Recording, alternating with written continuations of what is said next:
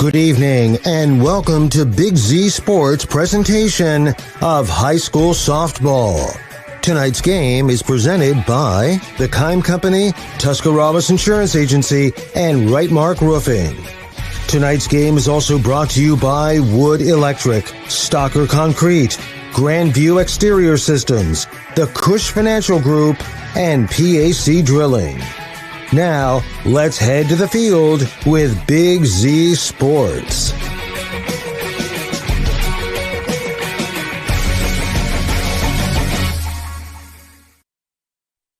The sun might be out, but it is a chilly Monday afternoon here live from Uricksville as high school softball is on the way with the Claymont Mustangs hosting the Sandy Valley Cardinals live on the Big Z Sports YouTube channel. Good afternoon, good evening, whatever you want to call it, everybody. Nick McWilliams and Logan McPeek, your broadcast crew for today, as we've got a good one with the Cardinals entering at 11-4, and Claymont at 7-9 this season.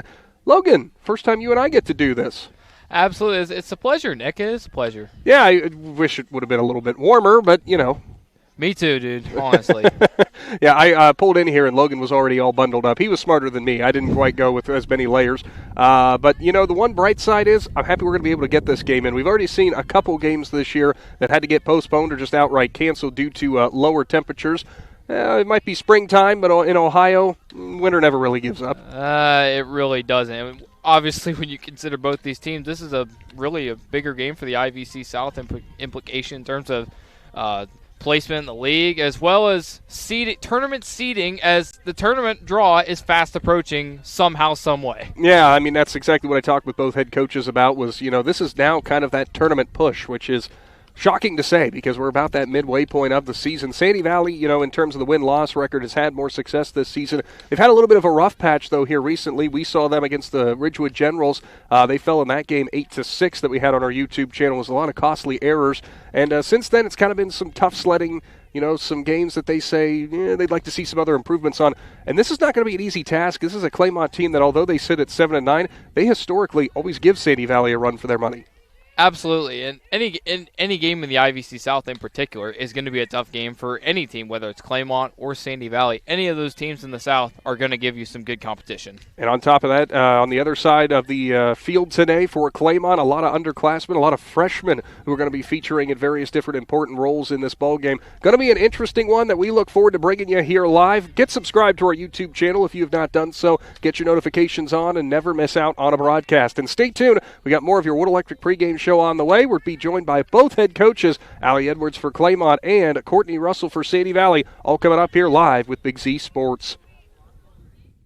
Hi, this is Jan McInturf. The past 30 years, the residents in and around the Tuscarawas County have made the call to the realtors and staff of McInturf Realty for buying and selling of residential and commercial properties. We truly live in a great community, and in all of those communities, there is nothing better than high school sports. For myself and all the agents and staff at McInturf Realty, we would like to wish all the area athletes good luck this season. And make the call to McInturf Realty, 330-364-SOLD, or find us online at McInturfRealty.net.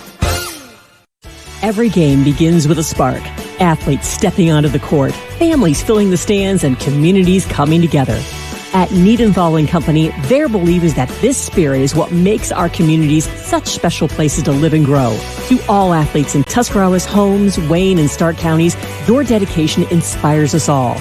Keep pushing, keep believing, and know your communities are behind you every step of the way. Needenthal & Company wishes all athletes competing the best of luck this season. The T-County Boxing Academy is excited to announce the return of their youth boxing for 2026. Registration is now open for interested boys and girls ages 7 to 15. Classes will run Mondays, Wednesdays, and Fridays from 6:30 to 7:30 p.m. T-County Boxing gives you the option of paying for the classes monthly or per visit, whichever works best for you. To learn more about youth training and all that the T-County Boxing Academy offers, find them on Facebook. The Tuscarawas County dairy farmers want you to know that low-fat chocolate milk is a great choice for student athletes and hard workers. It provides the nutrition needed after practices, games, or a hard day at work, and it tastes great. Low-fat chocolate milk is packed with carbohydrates for energy, proteins to repair muscles, fluids to rehydrate, plus vitamins and minerals to help build strong bones and bodies. It's the official beverage of the Ohio High School Athletic Association. Tuscarawas County Dairy Farmers. Farms, family, food. Welcome back to the Wood Electric pregame show, live on the Big Z Sports YouTube channel. High school softball on the way with the Sandy Valley Cardinals in town to take on the Claymont Mustangs. We go along the base paths brought to you by Cush Financial Group. Head coach Courtney Russell for those Sandy Valley Cardinals. Coach, been a little while since we've seen you guys. Pretty good season so far for Sandy Valley. What are some of the things that has really been clicking this year for the Cardinals, especially with such a veteran-led squad? We've had a lot of good games offensively and defensively. Lately, we've really kind of tried to hone in on our defense, limiting errors and things like that, limiting strikeouts on the offensive end, just kind of honing in on those little details that end up being big deals in the long run.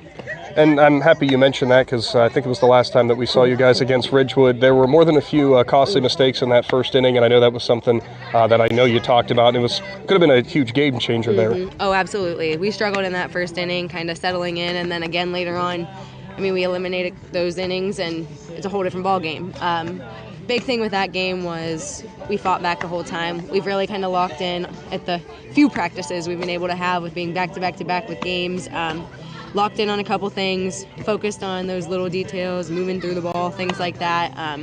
But we're hoping to come back through. We bounced back on Friday, had a couple tough games throughout that last week, and are back ready to go now.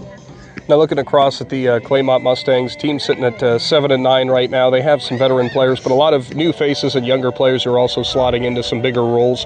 So does that sometimes make it a bit more of an unknown for you guys, whoever you're going to be taking on? Yeah, absolutely. We like to take everything one pitch at a time. They had a solid crew last year. They always give us a run for our money, no matter what. But definitely a little unknown. It's kind of like we take it one pitch at a time. And for you guys with the tournament push upon us pretty much, which I still think is really weird to say when we're sitting here, what are some of the biggest areas that you're working on? I know you mentioned, eliminating those mistakes, but are there any other parts to the game that, maybe fans won't necessarily see out there on the field, but the things you're working on in the dugout in order to have a strong team heading into the tournament? Yeah, big thing we're kind of focusing in. Obviously, we talked about the defense, those little details, always making those a priority, but also just staying up, our team chemistry, continuing to build upon that. We spend a lot of time together, and sometimes that's great, and sometimes that's the worst thing possible with high school girls. But honestly, this team has been able to stick together. We've fought through a lot of different things that we faced off the diamond and on the diamond. So it's really just kind of coming together. It doesn't matter who gets it done as long as we get it done as a team. Well, always appreciate your time, Coach, and good luck to the Cardinals. Thank you very much. Head coach Courtney Russell for the Sandy Valley Cardinals, brought to you by the Cush Financial Group. Stay tuned. You'll hear from head coach Allie Edwards from Claymont right after this. Are you ready to take the next step toward your future? Join us for the next Buckeye Career Center open house Thursday, March 19th from 5:30 to 7:30 p.m. This is a combined high school and adult education event. Explore hands-on career tech labs and 10 full-time adult programs. Meet our staff and enjoy self-guided tours, plus a complimentary meal. High school students who apply for next school year receive a small gift, and adults will have their $50 application fee waived. Again, that's the next Buckeye Career Center open house, March 19th.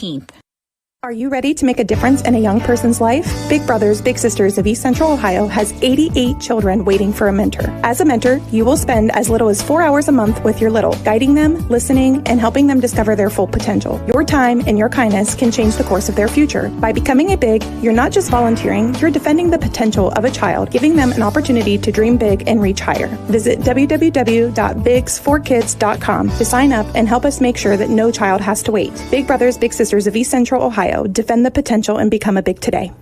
The Sarshow name has always been known for truck sales, and once you see our inventory, you'll understand why. At Sarshow Chrysler Dodge Jeep Ram in Dalton, you'll find the largest selection of new trucks and SUVs in the area. Shop our inventory at SarshownCDJR.com or stop in and visit us on the corner of Route 30 and Route 94 in Dalton. Sarshow Chrysler Dodge Jeep and Ram. Get your own at Sarshown. Dumont Sporting Goods in Dover and Canton has just what you're looking for, so your athlete has the best gear for the sports they play. Dumont's has a large apparel selection and can handle your customized screen printing as well as embroidery for your team or business. For sporting goods and for all your apparel needs, Dumont Sporting Goods in Dover and Canton has everything you want to play and look your best.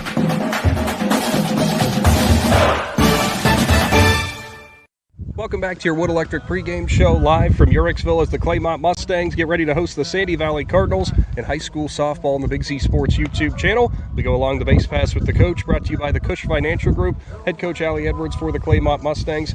Coach, another season tilt here, or another game that you guys get here on your home field. I know that's a good feeling. Sitting about 500 so far. How do you feel the season's gone? How would you gauge how everything is at this point? I think it's going okay. We're young. We're learning to find our identity and try to fight, learn how to fight. Now with that, trying to go through that learning process when you've got some underclassmen, some younger players who don't have as much varsity time, it's all a part of that learning curve, right, that these ladies have to get used to. Yeah. And with that in mind, looking across the diamond at the Sandy Valley Cardinals, it's a very veteran team. You've seen a lot of their players for many years now. What have you guys talked about in preparation to get ready to take on Sandy Valley? For sure. They're good. They have my respect. They're a good team. I'm looking for our girls to fight and be big in big moments.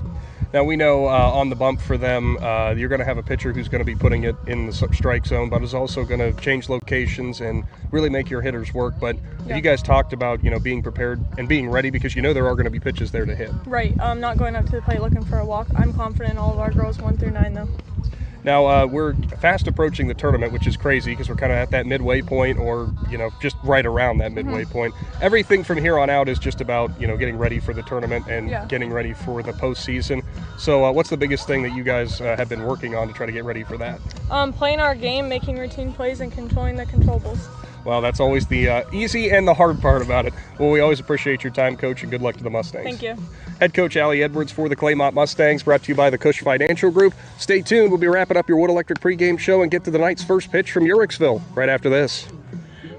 As a parent, a high school sports season can be exhausting. From traveling to games, eating on the run, getting to bed late, and still working your 9 to 5. After all that, you need to unwind. And there is no better way to do that than at one of the 10 lakes operated by the Muskingum Watershed Conservancy District. The opportunities are endless with things to do, plus the option of primitive tent camping or treating yourself to glamping in one of their cabins. See all the Muskingum Watershed offers by finding them at mwcd.org. Ron's Heating and Cooling in Denison has been serving this great area since 1977. At Ron's, no matter what you need, they can handle it. From heating and cooling to standby Generac generators, water heaters, tankless water heaters, mobile home equipment, duct cleaning, and 24-hour no-heat service. Winter, spring, summer, or fall, all you have to do is call 740-922-5252. Ron's Heating and Cooling proudly supports high school sports and would like to wish best of luck to all local athletes participating this season.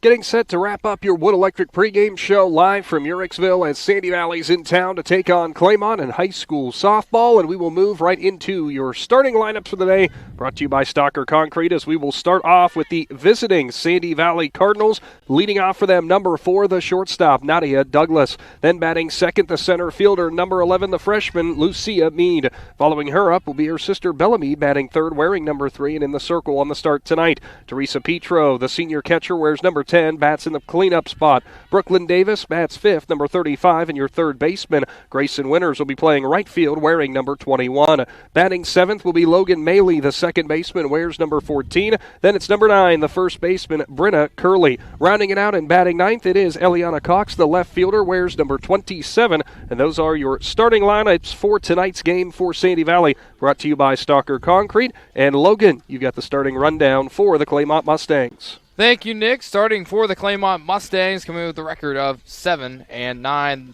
They'll lead off with the senior, Ava Edwards. She wears number 25 and plays second base. Batting second will be the right fielder, Adri Malone. She wears number 11 and is a junior.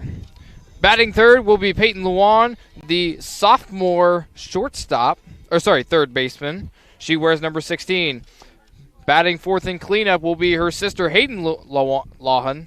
She wears number 19 and is the shortstop today for the Mustangs. Batting fifth will be the freshman Riley Fair. She wears number 9, playing first base. Batting 6th will be Bryn Wise. She wears number 2 and plays left field for the Mustangs. Playing center field today, wearing number 10, Aubrey Cottrell. She bats 7th. Lexus Blair wearing number 4. She'll be your pitcher today for the Mustangs. And rounding out the lineup for the Mustangs will be the senior catcher, Abby Johnson. She wears number 14. Those are your starting lineups for the Claymont Mustangs. A big thanks, as always, to Stocker Concrete, making our starting lineups possible this season. And no matter what kind of job you need, if you need some concrete work, or you need concrete, I should say, delivered, look no further than our friends at Stocker Concrete. This matchup sees Sandy Valley coming in at 11-4, Claymont at 7-9. But both those records, you could argue, don't necessarily tell the whole story. This is a Sandy Valley team that is battle-tested. They've got a lot of veteran leadership out there, but they've had some missteps this year, and they're obviously trying to get all of those corrected before tournament time. And as for Claymont, they are a young team. And at 7-9, the fact that they've got those 7 victories under their belt, heading into a tournament push, a postseason push for seeding, Mustangs might be a tough out in the early goings of that tournament. Absolutely. Those young teams in the tournament are always so dangerous because you never want those teams to get hot at the right time. Well, unless you're Claymont in this particular case. But when those young teams get hot at the right time, they're always such a tough out in that tournament. As they grow across the course of the season, they continue to gain that experience, and then come tournament time, it's just natural for them. Well, and something else that I found interesting when we were looking at the starting lineups for today, you've got a senior in the circle for Sandy Valley in Bella Meade, who we know that she can be as dominant as they come. Meanwhile, she takes on... I'll correct you, junior. Did I say senior again? I've done that before. Junior, and she's as dominant as they can come in the circle. How about Lexus Blair, just a freshman drawing a Sandy Valley lineup that, from top to bottom, if they're on, and they are a team that will really, really hurt you in the starting circle. Sandy Valley is a team that will hurt anybody around our area with their lineup. They're so talented 1 through 9 across the board. But Claymont coming in, you have a good. You feel like you can have a good matchup in the mound versus the batters today for Sandy. Well, leading things off for Sandy Valley, as we mentioned, it will be Nadia Douglas trying to get the innings started for Blair, being a freshman on the mound, especially here at home. Goal number 1, settle in early. Don't worry too much about being perfect on your locations. Put it in the zone, let your defense do a little work behind you. It is a cold day out here for sure, and the wind, when it is coming in, it's actually kind of blowing from our backs, meaning it's blowing towards the right field line. Could be interesting for left-handed batters. It might do some weird things off the bat.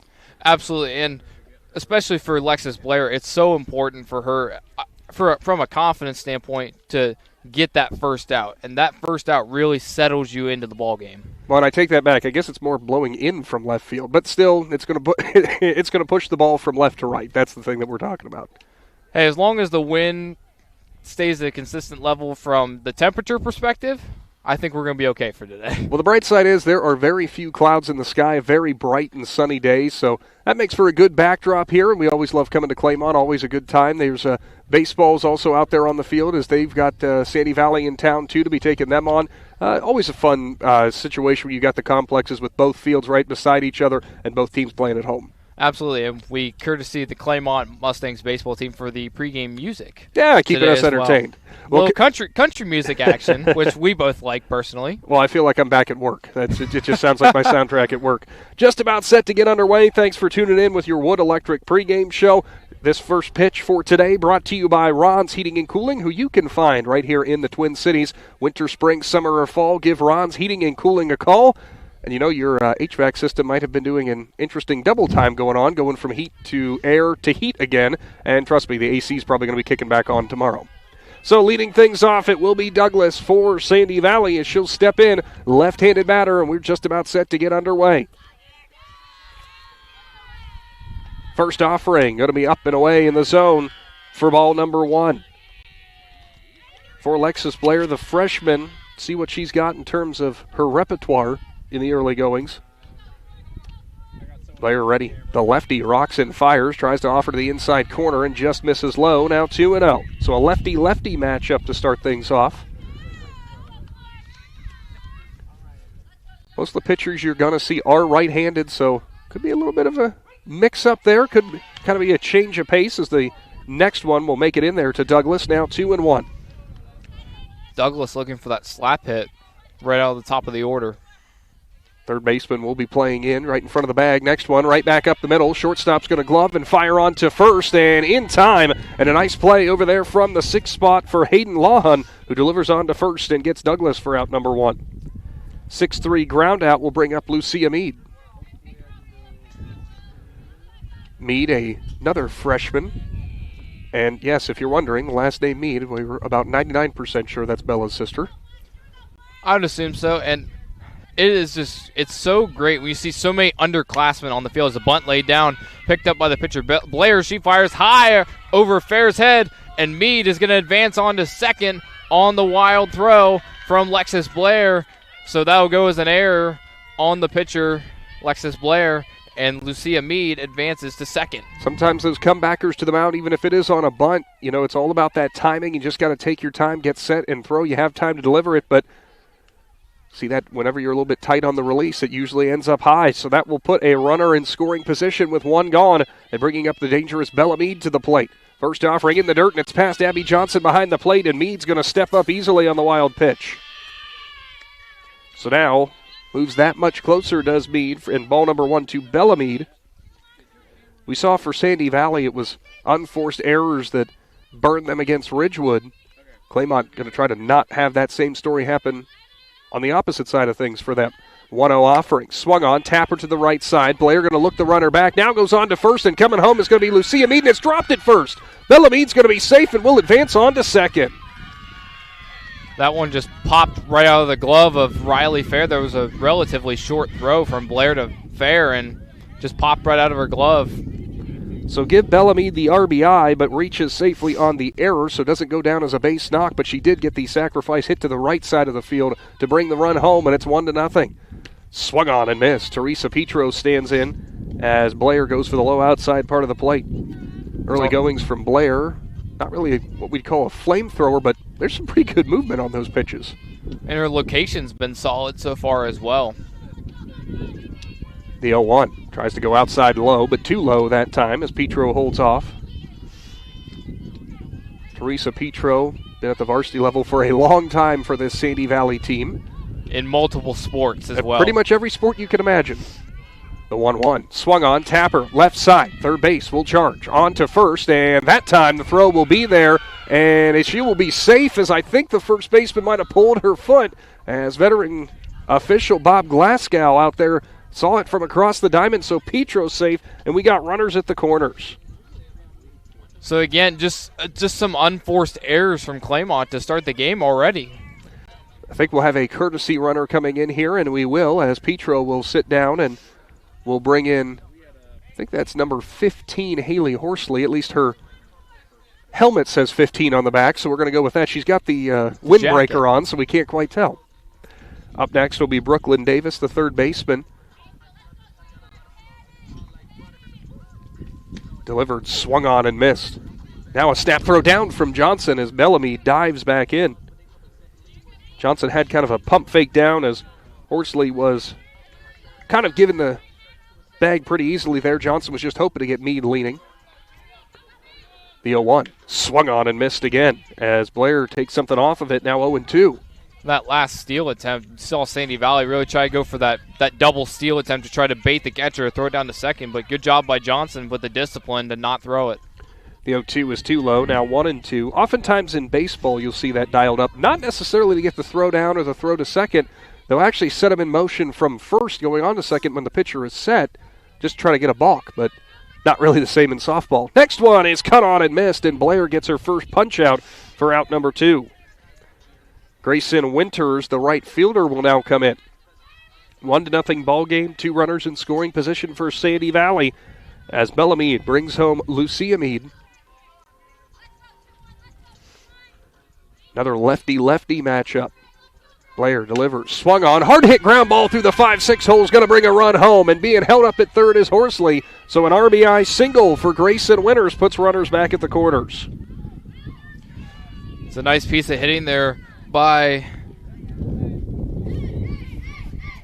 Winters. Just took one high in the zone, was able to punch it right out to left field. Going with where the pitch was thrown, not trying to do too much with it. Over there at short in Lawhon, got a break on it, but that one found the gap as perfect as it could. Logan Maley, the second baseman, will stand in, and the first offering was inside. It's off the glove of Johnson, now thrown away back to the pitcher, but the second baseman is there in time on the backup, so it will keep the runner at third. So Winters did advance. Next delivery low and away, 2-0. Cardinals trying to keep this momentum rolling. Blair and the Mustangs trying to stop the early bleeding. The 2-0 on the outside corner for a strike.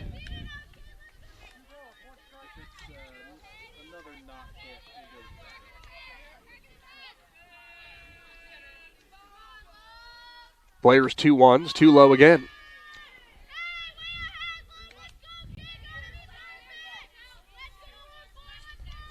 Bailey kind of showing that bunt and then just kind of pulling back. Seen that from her earlier this season. I think it's all about that timing or that process that she's used to as the next offering's high and cut on and miss. Now 3-2, so a payoff pitch upcoming this inning. An opportunity for Blair to get out of the inning and stop the bleeding. Swung on, line drive, right side, and it's going to go past the glove of Edwards. That's an RBI, and here comes the second run. Throw's not going to be in time, and a 2 RBI single as it will get away from Johnson behind the plate, and Maley will advance on to second. A 2 RBI single keeps the inning alive, and it is now 4-0 Cardinals. Another great piece of hitting, that time a great at-bat for Maley, who hung in there, and although she got the 2 strikes on her, waited for her pitch and drove it in between the 3-4 hole. Brenna Curley, the first baseman, comes in. She'll swing and foul the first one back. Right in front of us. Yeah, I was kind of expecting you to have a quicker reaction time on that, Logan. It's a little cold, though, to be trying to bare-hand catch a ball today. Oh, yeah. But you got the gloves. I don't believe in gloves. 0-1. Right side, past the first baseman. Edwards will glove it at second. Flip back on to first, and a nice defensive play there. The 4-3 putout will end the top of the first. But Cardinals plate 4. Big Z Sports is back right after this. Stepping Stone Crafts and More, located on Macaulay Drive in Uricksville, has everything you need to decorate your home or office for any season throughout the year. Stepping Stone is filled wall to wall with handmade crafts, candles, and more. Plus, when the weather gets better, Stepping Stone expands their selection with a variety of outdoor decor. To see all they offer, stop by 1745 Water Street in Uricksville or find Stepping Stone Crafts and More on Facebook. Save the date. Customer Appreciation Days are happening at Keim Home Center and Keim Mount Hope Hardware, April 13th through the 18th. Join us for a full week of celebrating you, our customers, with 10% off select items store-wide, live demos in the shop, gift card giveaways, food, and more. Visit us online at keimhome.com or follow Keim on Facebook for more details. We'll see you April 13th through the 18th for Customer Appreciation Days at Keim Home Center in Charm and Keim Mount Hope Hardware. Every day begins with purpose. Every job begins with precision. At Rightmark Roofing, we don't just install roofs. We build trust and forge relationships. We understand that your roof is more than just materials. It's protection. It's peace of mind. That's why we use high-quality products and expert craftsmanship. With a sharp focus, our team is always ready to hit the mark. Call Rightmark Roofing. Let's build a future that stands strong. Valley up 4-0 as we head on to the home half of the first inning. Today's presentation of high school softball brought to you in part by Rightmark Roofing, your commercial flat roof specialist. The Mustangs will have Ava Edwards, Adri Malone, and Peyton Lawhun at the plate to start things off. And after allowing those 4 runs in that first inning, definitely going to want to get things started early. But that's difficult to do when you're going against a pitcher like Bella Mead, who can be as in control as possible. But it's important for her to get the momentum on her side early. Absolutely. Mead, one of the better pitchers in the IVC that any team in the league will face. So Edwards will stand in. First one she sees on the inside corner for a strike. That's one of the most dangerous pitches from Mead, because when it comes out of her hand, it almost looks like it's on a fast track right for you when you're a right-handed batter, but just cuts right back in and clips the front of the zone. Mead's 0-1. Swung on, driven left side, and Edwards has a leadoff single. Center fielder bobbles it a little bit, but will get it in quickly. Edwards always looking to make a move on the base paths, and she's got things rolling for the Mustangs. Driven hard back up the middle. Edwards doing her job as that leadoff hitter, getting on base and setting it up for the second hitter. Adrian Malone, the right fielder, will now come in. Corners, or at least the third baseman in Brooklyn Davis, will play in. Meads, first delivery. Inside at the knees for a strike.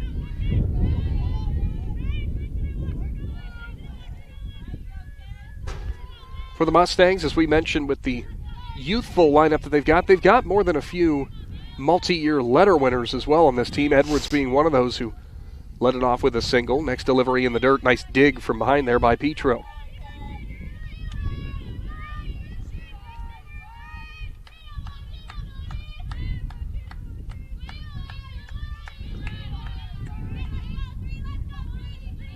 Mead gets the call, rocks and fires. Now a bunt attempt, put down well. Mead will glove and fire on to first, so the sacrifice works out there as Edwards stands in scoring position. Good job by Malone there to lay down the bunt and put Edwards in scoring position, now doing her job with it there with the sacrifice. Peyton Lawhun, the third baseman, will come in. Anything in the gap, Edwards has some serious wheels, could potentially bring her home.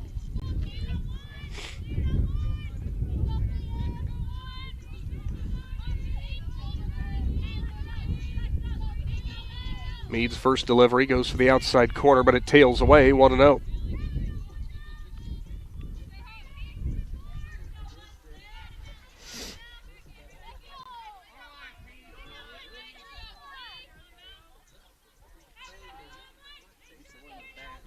Delivery too low. Petro digs it out of the dirt again, now 2-0. We have some visitors that just flew over the field, but not visitors that we wanted to see.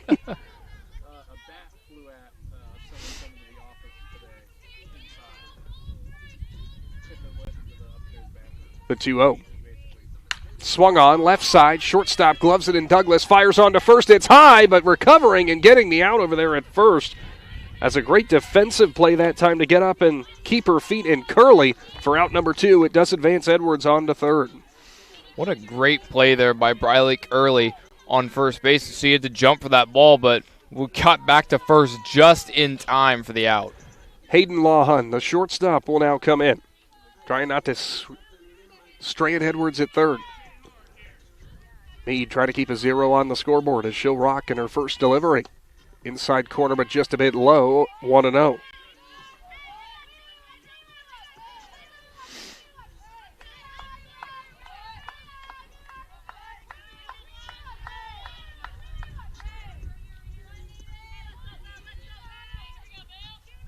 Next delivery is going to be in there for a strike.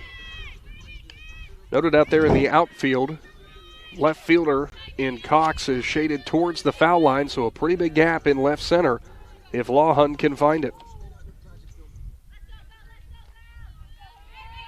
1-1 delivery. Swung on and fouled back to the right, out of play. Logan and I decided not to park back here this time. Probably a smart decision. We probably could have parked far enough away, but unlike Jacob and the Claxon van that's in the safe. back. Someone's going to have to really get hold of one foul if it's going to go all the way back there. Meads, 1-2. In the dirt, that's going to take an unfortunate bounce for Petro. She's going to glove, fire onto Mead in the slide, and Edwards is safe. As Edwards breaks home on the wild pitch and will get the first run in for the Mustangs. That bounce actually almost worked out for Petro as it bounced literally just right back to her, and Mead unable to make the tag there at the plate. But good job by Ava Edwards to slide in there cleanly. For a catcher, there's no worse feeling than when you're getting ready to drop and block one, and it happens to hit the front of the plate because you know it's going over your head. So the Mustangs get one on the board. Lawhun trying to keep the inning alive. The 2-2. High, and it's now 3-2.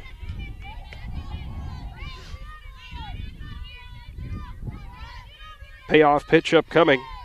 Sandy Valley, their lead cut to 3.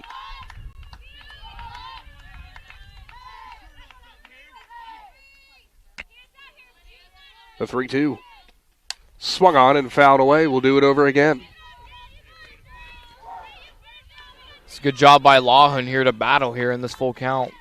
We noted when we did the baseball game down here, when it was Strasburg in town, such a deep backstop over on the baseball field. Decently deep here on the softball field as well, and you don't get the benefit of the padding in the back to kick it back, but if it hits one of those posts, it can come right back to you. The 3-2. Swung on, line drive, glove by the second baseman, and that'll do it. Mustangs get one on the board, 4-1 as we head on to the second inning.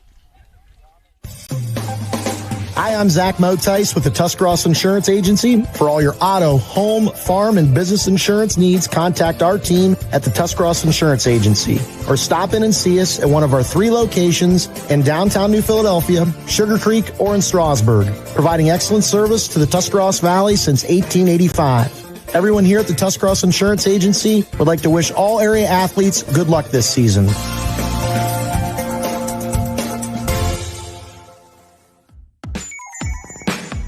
Wood Electric has been trusted with all of your electrical needs for over 30 years. They are the place to call for residential, commercial, and industrial work. Wood Electric is available 24 hours a day and ready to help with any electrical problem, outage, or installation. Wood Electric, serving Tuscarawas County and beyond since 1988. Like Wood Electric on Facebook or find them online at woodelectric.net. If you're planning a major concrete project, you need the help of Stocker Concrete Company. From precast concrete products to ready-mix concrete, sand, gravel, limestone, and concrete block, the professionals at Stocker Concrete can help you get started and keep you on the path to completion using the best materials you can find. Stocker Concrete is the concrete material provider you can count on. See them at 7574 Route 36, Janaden-Hutton, or call 740-254-4626. Eliana Cox stands in and sees ball number 1 too high as we're back from the Hartzler's Quality Housing Mobile Studio. 4-1 ball game as Sandy Valley jumped out in front in the early goings. On to the second inning in today's presentation, brought to you in part by the Tuscarawas Insurance Agency. Call Zach Motice and Company for all your insurance needs, whether that's auto, home, farm, business. Pretty much if you can name it, they cover it with Tusk Insurance. As Cox now up in the count 3-0. All 3 of them delivered there from Blair high in the zone. Next one too low, so Cox at the bottom of the order will be a leadoff base runner and brings up the top of the order again and Nadia Douglas. Douglas ground out to short her first time up. So for the Cardinals, after Platon 4 nearly batted around that first inning. First delivery bunt attempt from Douglas will bounce back off a blue. It's now 0-1.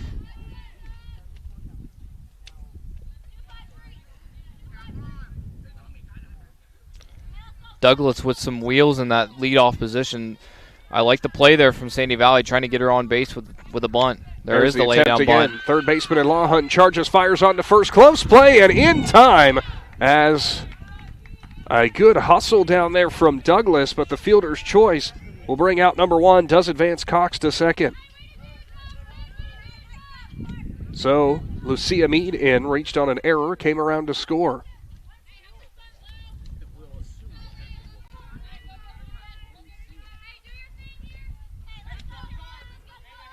Mead digs in from the left-handed batter's box. First delivery, bunt attempt, and that was fouled back off of Johnson, so 0-1.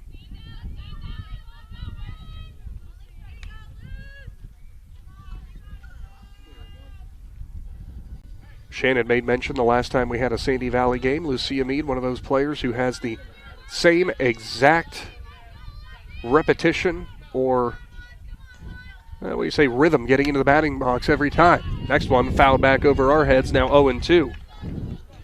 Everybody's got their own little superstitions or their own little rituals that they have to do. There's no superstitions in softball, right? There might be a few or two. The 0-2. Swung on, tapper, right side, slow roller. Edwards charges, flips on to first, and it is in time as it will move Cox over to third, but another fielder's choice brings out number 2. Edwards with the heads-up flip over to first as Mead was hustling down the line. That'll bring in Bella Mead. Drove in a run her last time up.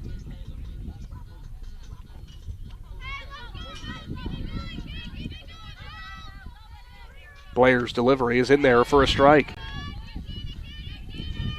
Nice location there by Blair, catching that outside part of the zone. Shows a lot of confidence that they have in the freshman drawing a start like this.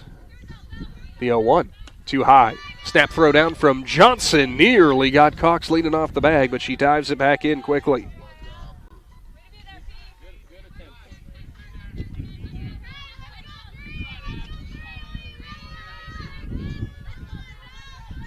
Blair's 1-1. Outside corner, and it's there for a strike. Now 1-2. Blair doing a nice job really working that outside part of the zone here, making it a little bit tough on Meade here in that 3 spot. Have not seen Blair work the inside corner much. We'll see if she tries to draw it in. The 1-2. Outside again, tapped away as Meade stays alive. I say tapped away, and that was a half swing for Meade and still drove it a long ways.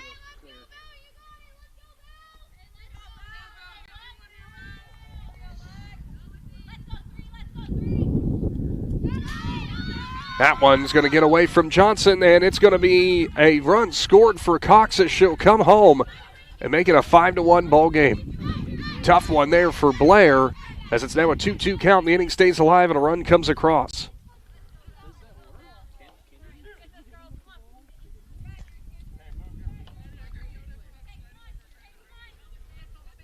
Next delivery.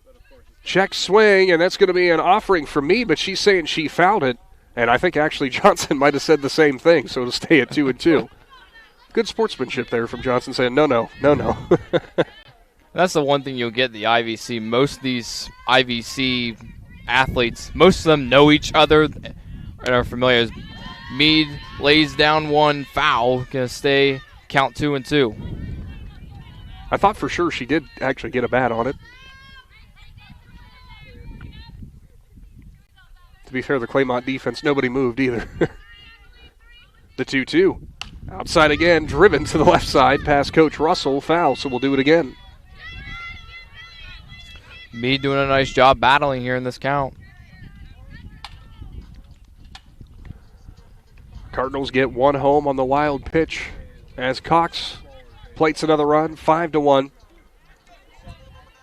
Mustangs trying to limit the damage again. Another 2-2 delivery. Swung on and popped up to the right side, and we'll do it again.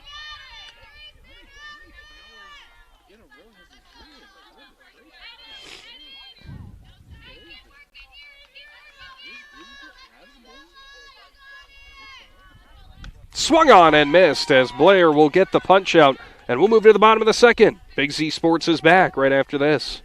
Cush Financial Group has been proudly serving the community's financial needs for over 35 years. The team at Cush Financial follows an industry-leading service model with a unique approach and fiduciary responsibilities associated with their board-certified financial planner. With over 75 years of combined experience, the advisors at Cush Financial Group are here to help you achieve your financial goals. Contact their office at 330-308-8700 or visit their website at cushfinancial.com to see about scheduling your free consultation today. Securities and investment advisory services offered through Independence Capital Company Incorporated, member FINRA SIPC.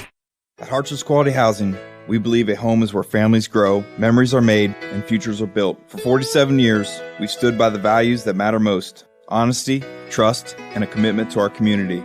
Our goal is to provide affordable, reliable housing solutions. We don't just build homes, we invest in the future by supporting local student athletes and the schools that shape tomorrow's leaders. Whether it's on the field or in the classroom, we're proud to stand with our youth and the families who cheer them on. Harts's Quality Housing, built on trust, committed to community. When it comes to protecting what matters most, trust the team at Grandview Exterior Systems. Established in 2016, they specialize in commercial, industrial, and residential roofing, handling everything from repairs and replacements to full restorations and ongoing maintenance. At Grandview Exterior Systems, their mission is simple: create peace of mind for every client while setting the standard for safety, quality, and efficiency in construction. Visit them at 2230 Township Road 415 in Dundee. Call 330-275-1807 or learn more at GrandviewExteriorSystems.com. Grandview Exterior Systems. They have you and your roof covered. Home half of the second inning on the way, as leading things off, it will be Riley Thayer, the first baseman for the Mustangs. As Sandy Valley played at 1, it's 5-1. Despite the colder temperatures and the wind, a beautiful day for some high school softball as the first delivery from Meade is in there at the corner at the knees. I think with the sun being out, I think it helps a little bit. If it was cloudy, it's a completely different story. A league game, so this one not as easy if you're going to have to move it on the schedule, but thankfully didn't have that problem here today. Next delivery is low. Meade in that first inning gave up the leadoff single to Edwards, who did eventually come around to score on the wild pitch, but after giving up that single, it was a sacrifice, a ground out, and a line out. I think she'd take that pretty much every inning. The 1-1. Cut on and fouled straight back. Petro gives it a look, but it's back over our heads out of play.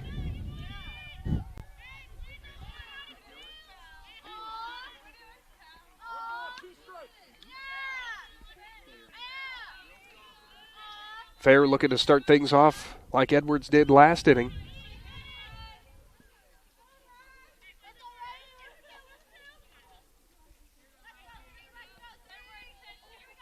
The 1-2. Off speed, buckles Fair for the punch out, and Meade's first punch out brings out number 1 in the bottom of the second. Great pitch selection of the changeup there from Bella Meade. Also, some of our four-legged friends did foul ball retrieval over there who are in attendance. That was fun to see. It will be Bryn Wise, the left fielder, who's in.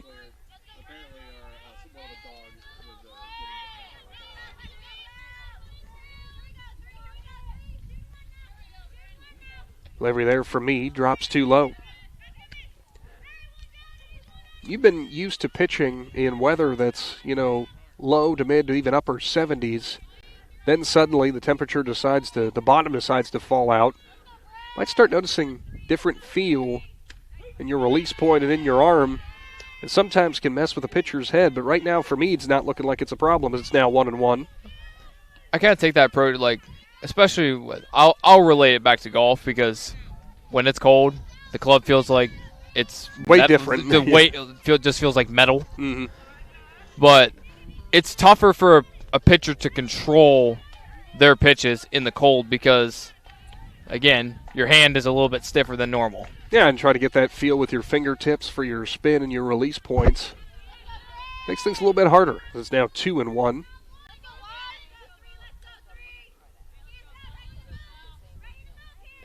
He's next offering and completely lost the handle there. Now 3-1. Boy, that one maybe contributed to the cold a little bit. Promise we didn't dial that up on purpose. We don't know what's going to happen. The Big Z kibosh. Every time. That's why people are saying just don't say anything at this point.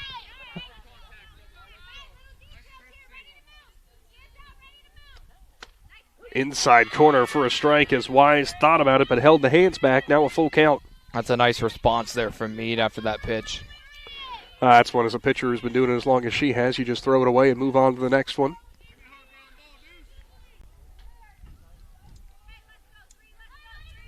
Wise back in, the 3-2 offering. Swung on, Tapper back up the middle. Meade gloves, fires on to first, a bit low, but it's going to be handled there easily by Curley for a quick out number 2. Up next will be Aubrey Cottrell, the center fielder.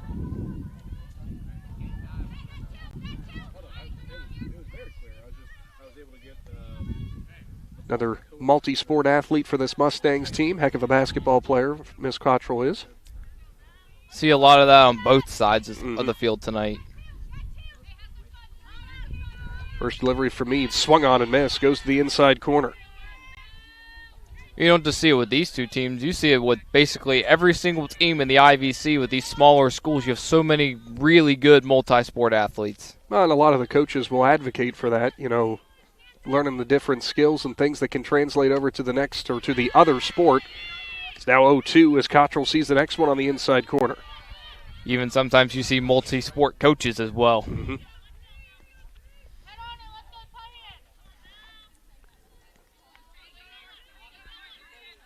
Meade ready again. Her next delivery. Too low as it'll bounce into Cottrell.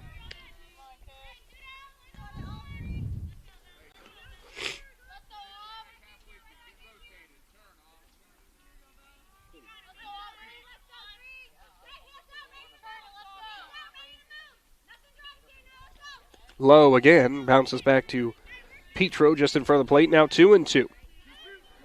Well, 2 straight offerings down low in the dirt. See if Meade tries to climb the ladder this time.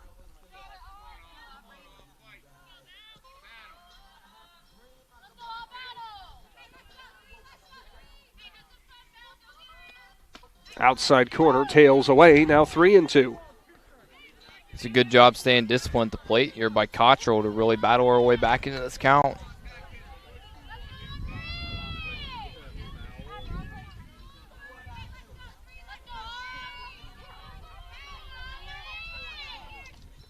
Inside, it drops too low, and Cottrell will draw a 2-out walk. Good battle at the plate as Cottrell will be awarded the free base, and that'll bring in Alexis Blair, the freshman. Mustang's second base runner of the game. First base runner got on was Edwards and eventually came around to score. Blair would like to see the same happen this inning with Cottrell and also help her out on the offensive side of things. First offering too low. Going to be kind of hard for Petro to necessarily get a fantastic throwing lane because if she wants to snap throw down to Cottrell, because Blair being the left-handed batter might be in her way. The 1-0. Outside again.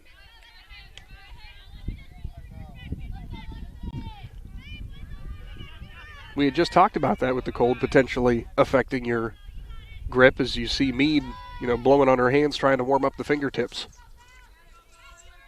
The 2-0. Too low. As the game goes on, and this will be for both pitchers, really, it's really necessary you keep your hands warm so you're able to get your spin in control.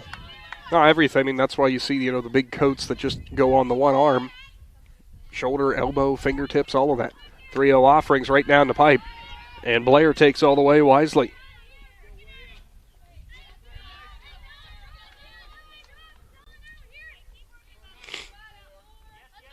Also want to give a big thank you to the Kime Company, making high school softball and spring sports in Z-Country a possibility.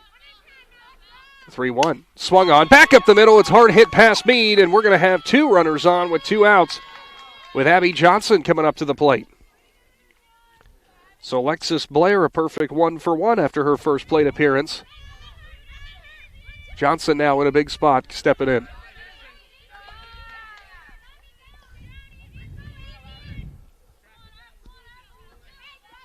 Just interesting that Coach Edwards said in the pregame she didn't want any of her batters going up there looking for a walk. But, they so far have been okay with the notion of making Meade work. First delivery to Johnson's at the corner for a strike.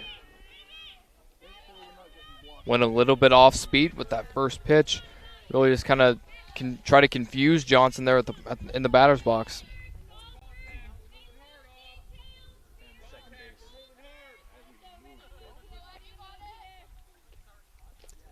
When delivery is up in the zone, now 1-1.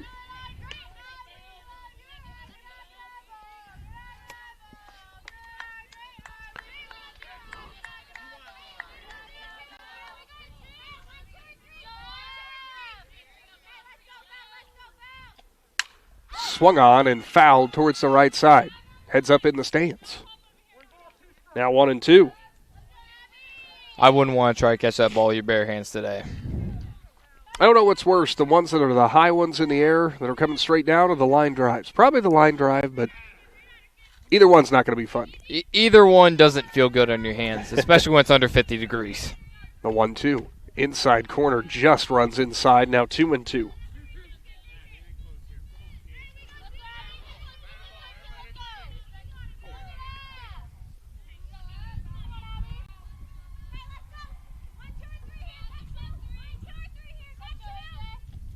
Swung on and missed as Meade offers it low for the punch-out, and that will move us on to the third inning. Big Z Sports is back with Sandy Valley up 5-1.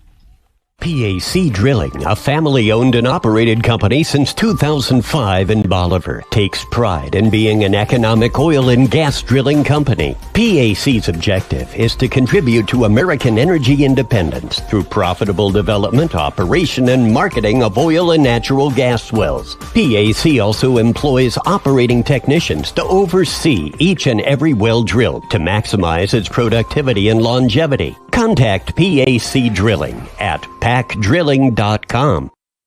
If there's a new driver in the house, the East Central Ohio Educational Service Center is ready to help them hit the road with confidence. Through the Drive to Succeed Scholarship, eligible Ohio teens under 21 may qualify for funding to cover driver education, making it easier to get started. With flexible online learning and in-car training options, ECO ESC Driver Services helps students build skills for the road and beyond. Don't wait. Start driving toward your future today. To learn more or apply, visit drivetosucceed.org or contact Trudy Lewis at trudy.lewis@ecoesc.org.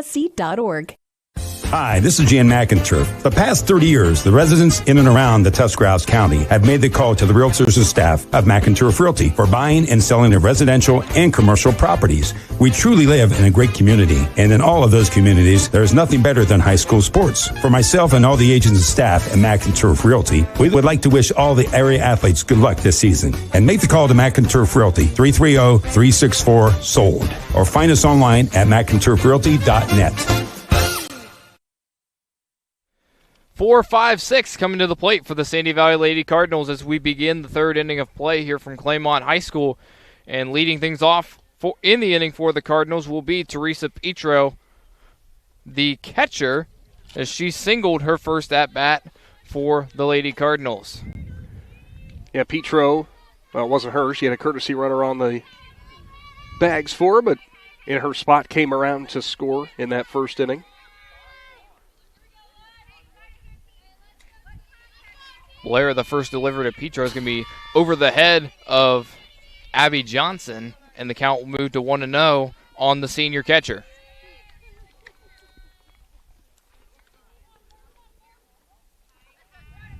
So senior versus freshman matchup here in the box and the circle. The 1-0 delivery is going to be outside part of the zone for strike number 1.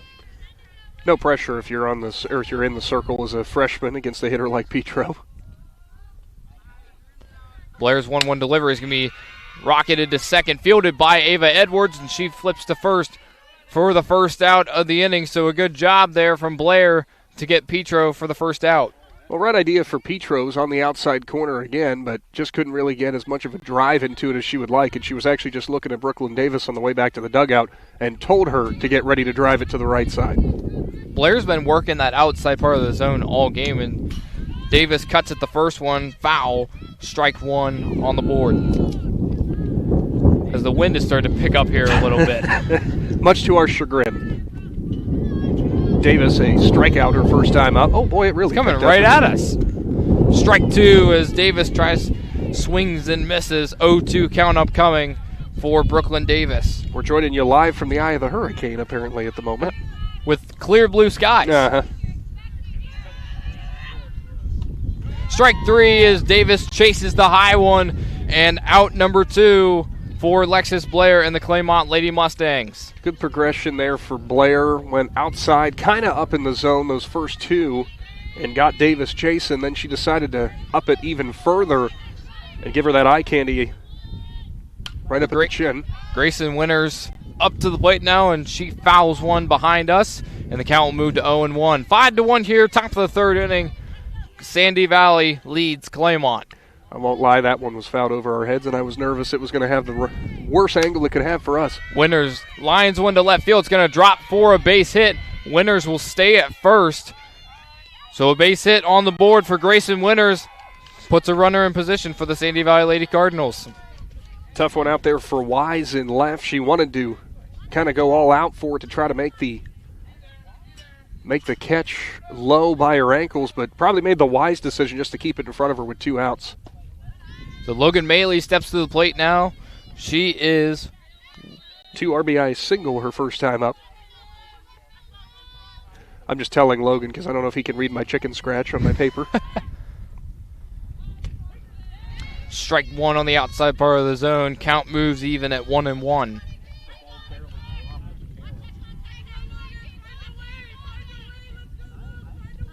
Blair, the 1-1 delivery is going to be low in the dirt.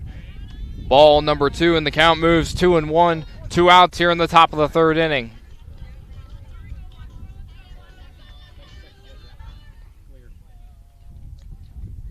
Blair, the 2-1 delivery to Maley is going to be high for ball number 3, and the count moves to 3-1 now for Logan Maley, the senior second baseman. And that one hits her. Wore up high off the shoulder, then off the helmet. So that'll move the runners to first and second with Brenna Curley stepping to the plate now. It's not a fun one to wear if you're the batter when it's that temperature. If it hits you in the meaty part, like up in the shoulder in the back there, it's a dull pain for a while. Strike one as Curley cuts at the first one. Count 0-1. Now runners on first and second for the Sandy Valley Lady Cardinals. Want to thank Ron's Heating and Cooling for jumping on for today's broadcast. No surprise with some Claymont athletics going on that Ron's will offer some help. Lays one down the first base line, fielded by the first baseman Riley Fair, and she steps on the bag for out number 3. Mustangs coming to the plate in the bottom of the third inning next with Big Z Sports. Every game begins with a spark. Athletes stepping onto the court, families filling the stands, and communities coming together. At Needenthal & Company, their belief is that this spirit is what makes our communities such special places to live and grow. To all athletes in Tuscarawas, Holmes, Wayne, and Stark counties, your dedication inspires us all. Keep pushing, keep believing, and know your communities are behind you every step of the way. Needenthal & Company wishes all athletes competing the best of luck this season. The T-County Boxing Academy is excited to announce the return of their youth boxing for 2026. Registration is now open for interested boys and girls ages 7 to 15. Classes will run Mondays, Wednesdays, and Fridays from 6:30 to 7:30 p.m. T-County Boxing gives you the option of paying for the classes monthly or per visit, whichever works best for you. To learn more about youth training and all that the T-County Boxing Academy offers, find them on Facebook. The Tuscarawas County dairy farmers want you to know that low-fat chocolate milk is a great choice for student athletes and hard workers. It provides the nutrition needed after practices, games, or a hard day at work, and it tastes great. Low-fat chocolate milk is packed with carbohydrates for energy, proteins to repair muscles, fluids to rehydrate, plus vitamins and minerals to help build strong bones and bodies. It's the official beverage of the Ohio High School Athletic Association. Tuscarawas County Dairy Farmers. Farms, family, food. The order for the Claymont Lady Mustangs is leading off is Ava Edwards, the lone run for the Claymont Lady Mustangs here in this ball game as she takes ball 1 in the dirt. Edwards a single, her first at bat for the Lady Mustangs. One of 2 hits of the game so far. Mead, the 1-0 delivery is going to be high part of the zone for strike 1. Count moves 1-1. On the senior Edwards, a sensational multi-sport athlete for the Mustangs. Another many-year letter winner. Edwards been on this Claymont softball team since her freshman year at the varsity level. Mead's 1-1 delivery is going to be popped up, and it's going to go into the first baseman's glove. That is Brenna Curley with the first out of the inning for the Sandy Valley Lady Cardinals, and that'll bring up Adri Malone, who laid down a sacrifice bunt her first at-bat. For the Mustangs, it had to be a confidence builder for their defense and Blair to get out of that last inning, not giving up too much of anything, but going to have to prevent a quick 1-2-3 here. Mead been in control through the first time through the order. First delivery is going to be inside and low for ball number 1.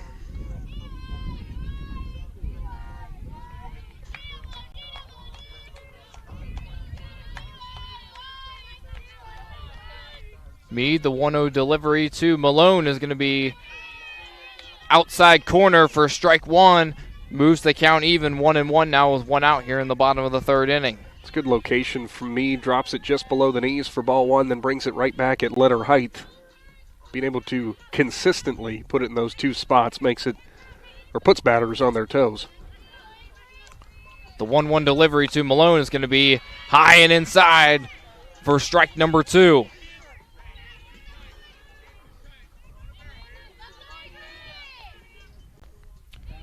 The 1-2 count with one out here in the bottom of the third inning, and an opportunity for Bella Meade to grab the second out. Low in the dirt will be that one. Count moves even at 2-2. One bright side about this field, Logan, is it is a dirt infield, but thankfully, even with the wind we're having, not a whole bunch of dust getting kicked into your face. 2-2 delivery is going to be cut on and fouled back, and the count will stay at 2-2. One thing I really like about it, find really interesting about this field, the elevated outfield necessarily, as the outfield drops off. Well, I think it most likely was for your drainage help, I'm assuming. As you get closer to the fence, it does dip a little bit. Strike 3 called on the outside part of the zone as Meade retires Adri Malone, and it'll bring up Peyton Lawhon.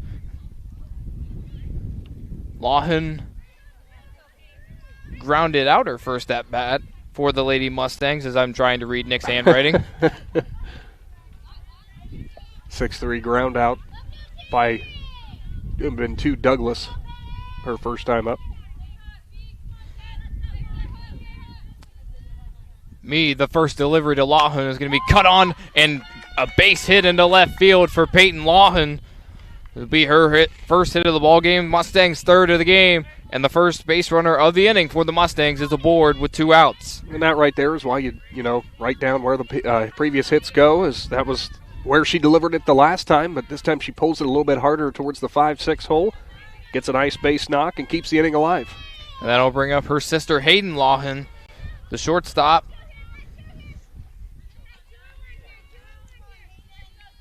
The first delivery is going to be grounded to the third baseman. She fires to first. It's going to be high over the head, and both the Lawhons are advancing bases. Peyton Lawhon to third, Hayden Lawhon to second. 2 runners in scoring position for the Lady Mustangs. And you got to remember, one of the last times that Big Z Sports had Sandy Valley softball on our YouTube channel, it was errors that cost them big against Ridgewood, and particularly those throwing errors. So the high throw from Davis to Curley advances the Lawhon sisters to second and third. Now up for the Lady Mustangs is Riley Fair, the freshman.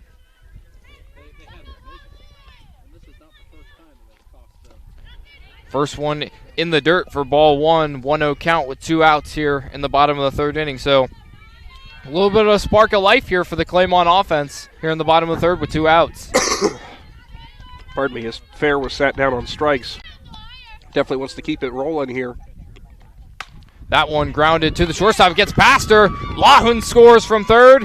Hayden Lawhon advances to third. And a base knock for Riley Fair as the Mustangs cut into the deficit 5-2 now at the bottom of the third.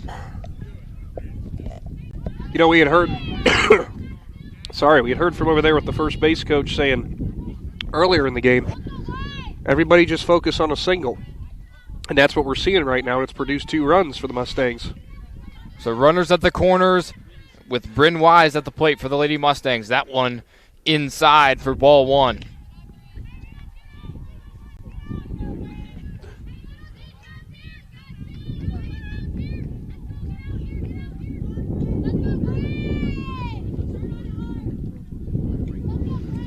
Meade getting the signal. Now fires the 1-0 pitch to Wise. Is going to be outside. Catches the outside part of the zone for strike 1.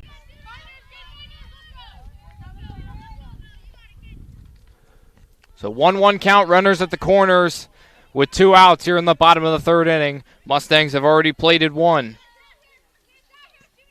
Meade, the 1-1 delivery is going to be cut on and fouled right behind us, and the count will move to 1-2.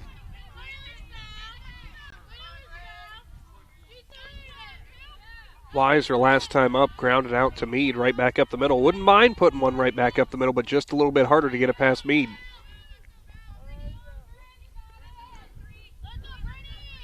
Bella Meade, the 1-2 delivery with 2 outs is going to be low. Throw down to second, and now they've got Hayden Lawhon in the rundown. And the slide attempt to the plate is going to be called out at the plate. So the double steal attempt fails for the Lady Mustangs, and the Cardinals only surrender 1 in the bottom of the third inning. Cardinals coming to the plate next with Big Z Sports. It's never too late to move forward, and Buckeye Career Center Adult Education is here to help. Our Aspire program supports adults building reading, math, and language skills, preparing for the high school equivalency test, or learning English as a second language. Classes are offered in New Philadelphia, Dover, and Berlin, or enroll in the Adult Diploma program, free for Ohioans 18 and older without a high school diploma. Gain industry-recognized credentials and a high school diploma at the same time. Start today at Buckeye Career Center. Visit buckeyecareercenter.org to learn more. Are you ready to make a difference in a young person's life? Big Brothers Big Sisters of East Central Ohio has 88 children waiting for a mentor. As a mentor, you will spend as little as 4 hours a month with your little, guiding them, listening, and helping them discover their full potential. Your time and your kindness can change the course of their future. By becoming a Big, you're not just volunteering, you're defending the potential of a child, giving them an opportunity to dream big and reach higher. Visit www.bigs4kids.com to sign up and help us make sure that no child has to wait. Big Brothers Big Sisters of East Central Ohio. Defend the potential and become a Big today. The Sarchone name has always been known for truck sales, and once you see our inventory, you'll understand why. At Sarchone Chrysler Dodge Jeep Ram in Dalton, you'll find the largest selection of new trucks and SUVs in the area. Shop our inventory at sarchonecdjr.com or stop in and visit us on the corner of Route 30 and Route 94 in Dalton. Sarchone Chrysler Dodge Jeep and Ram. Get your own at Sarchone. Coming to the plate for the Sandy Valley Lady Cardinals as they lead 5-2 over the Claymont Lady Mustangs here in the top of the fourth inning. And leading things off in the inning will be Eliana Cox. Second pitch, high and inside. Count moves to 1-1. First pitch, strike two. Cox reached on a walk, a 4-pitch walk, her first time up. 1-1 delivery is going to be cut on and fouled. As the count moves to 1-2 now for Eliana Cox, the sophomore left fielder. Cox did also eventually come around to score a run in that second inning.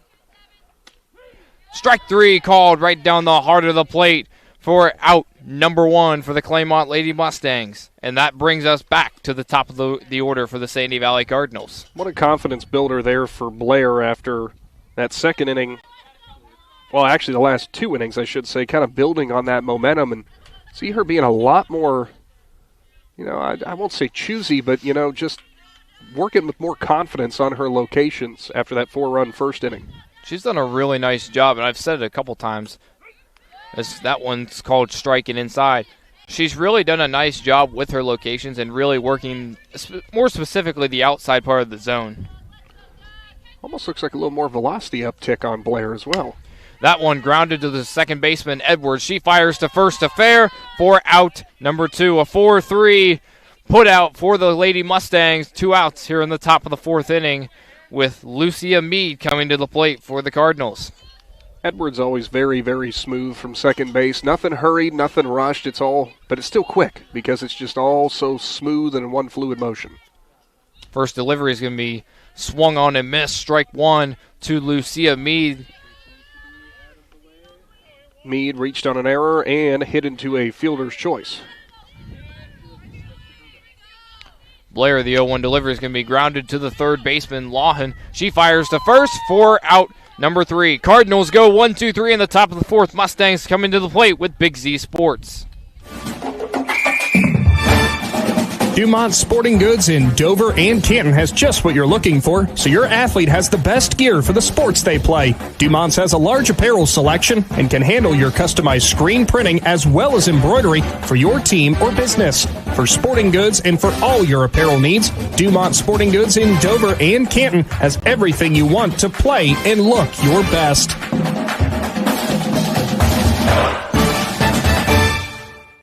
As a parent, a high school sports season can be exhausting. From traveling to games, eating on the run, getting to bed late, and still working your 9 to 5. After all that, you need to unwind. And there is no better way to do that than at one of the 10 lakes operated by the Muskingum Watershed Conservancy District. The opportunities are endless with things to do, plus the option of primitive tent camping or treating yourself to glamping in one of their cabins. See all the Muskingum Watershed offers by finding them at mwcd.org.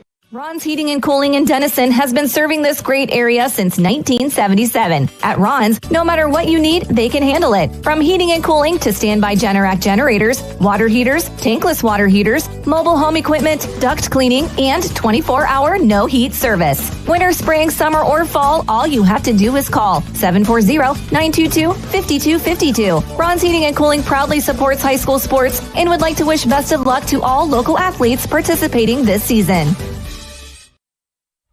6-7-8 coming to the plate for the Claymont Lady Mustangs as they trail 2-5 here in the bottom of the fourth inning here at home. Claymont High School, beautiful day. Little brisk, but nonetheless a beautiful day for high school softball. Oh, I'm loving the sun and barely any clouds in the sky. So we would say, we enjoy you tuning in as Wise sees ball number one. We enjoy you tuning in no matter where you are, but we'd love to see you at the ballpark on a beautiful day like this.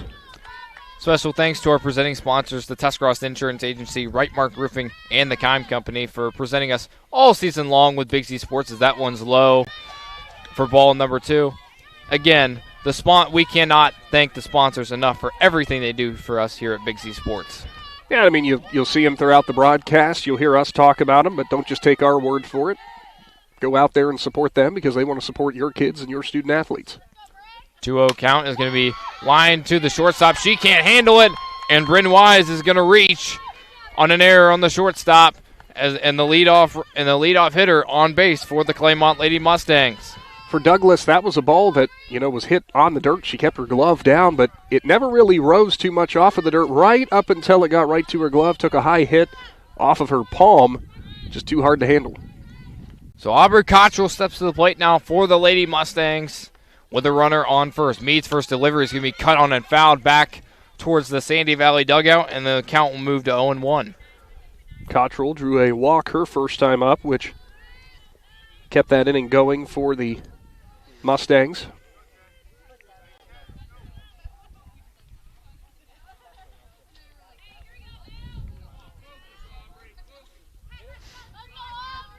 Meade, the 0-1 delivery to Cottrell is going to be cut on and fouled again. 0-2 count upcoming for the junior center fielder. Meade has hammered the inside part of the zone the first two offerings to Cottrell. We'll see if she'll tail it away. One thing you don't see a ton from Bellamede, not a ton of true off speed that ever comes off of her. There's been some here and there, but it's never, not consistent. 0-2 delivery is going to be outside for ball number one, and there was an off-speed right there. Another one of the Big Z kiboshes. Mm-hmm. No, people are just going to assume we've got a hand in these games somehow, and we're just relaying what we want to see. Just got a feeling that I thought maybe it was coming. The 1-2 delivery is going to be cut on and fouled again, out of play, and we'll do it again at 1-2.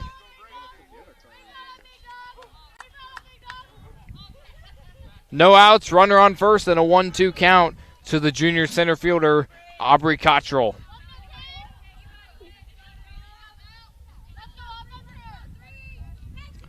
Meade, the 1-2 delivery is going to be driven to deep center, and that one is out. Aubrey Cottrell sends one over center field, and the Mustangs cut the lead down to 1. Cottrell had been seeing all of them on the inside part of the plate, then finally got one with a little bit of room, and she drove it, took it right where the pitch was, and went to right center, and that was almost no doubt off the bat. As soon as that one was struck, that one immediately felt like barreled a ball right over the right center fence, and the Mustangs are right back into this ball game. What a job by Cottrell. You want to talk about reinvigorating your team, being able to drive one like that. Without a doubt, the hardest hit ball we've seen today, and it just happened to go the farthest distance. Lexus Blair looks to follow up Aubrey Cottrell's home run. Still no outs here in the bottom of the fourth inning.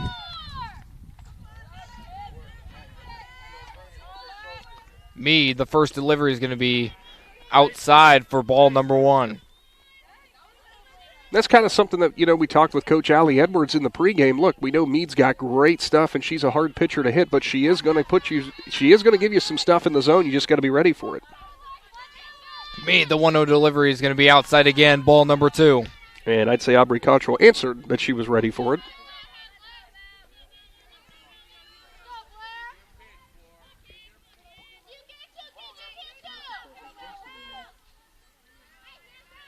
Mead, the 2-0 delivery to Blair is going to be laced to left field, and that's going to get down, and that could be extra bases. As Blair gets to second, standing up, and a no-out double for Lexus Blair, and this Claymont offense has now found some life again. Well, this is what we talked about, all about those momentum builders. You know, for Blair being as efficient as she was on the mound, keeping things close to the Mustangs, just not going away, as Coach Russell wants to talk it over now with her infield. So Coach Russell going to go have a meeting, and really just a meeting like this is just to kind of calm the girls down a little bit. Yeah, you're not going to make any changes. You're not going to be doing anything. You know, you're not switching your pitchers. You're not shifting your defensive alignment. They're just saying, hey, Claymont's been pounding the ball right now this inning. Everybody take a deep breath. Get in your positions and take it one step at a time, one pitch at a time. Just kind of remind them, you know how to play this game. And look, they're having a good run right now. We can get the momentum back on our side just as easily.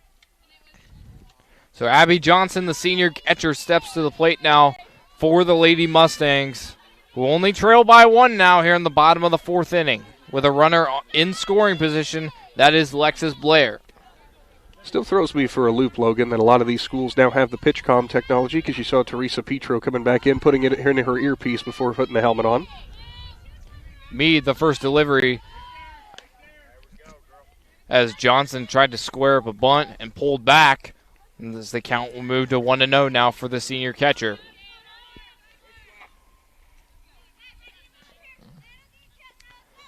Mead's 1-0 delivery. Johnson tries to square up a bunt and unable to convert, as the count will move to 1-1.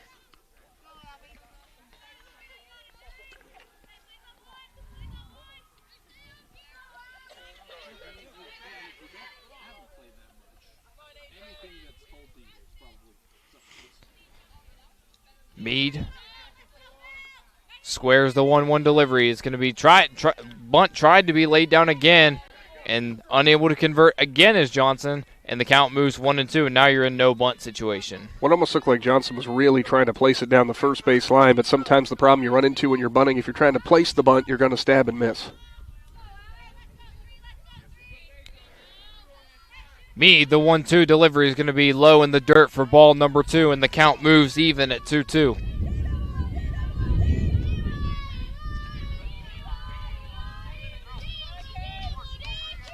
The runner on second, 2-2 count now to the senior catcher, Abby Johnson.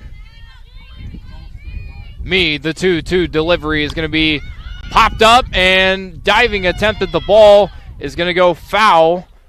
Good effort there from Curley, the first baseman, a diving attempt, but the count will stay 2-2.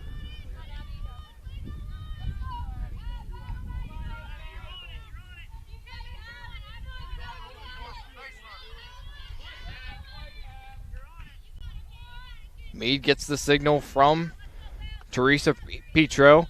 The 2-2 delivery is going to be laced back up the right for a base hit. Johnson gets to first, and Lexus Blair to third. Runners on the corners now for the Claymont Lady Mustangs.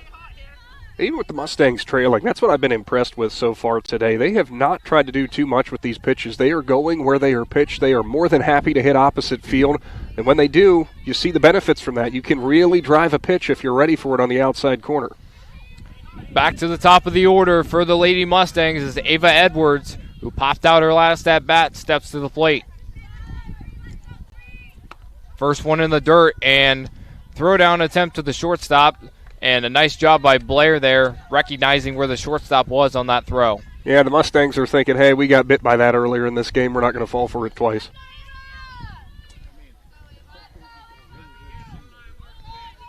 Two runners in scoring position for the Lady Mustangs, and a 1-0 count to the senior Edwards as she pops one up right behind us, and that's going to go out of play behind the Claymont dugout, and the count moves even at 1-1.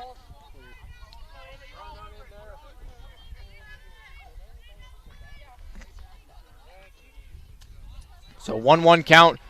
Runners on second and third for the Claymont Lady Mustangs, trailing by one. A prime opportunity to not just tie it, but take the lead.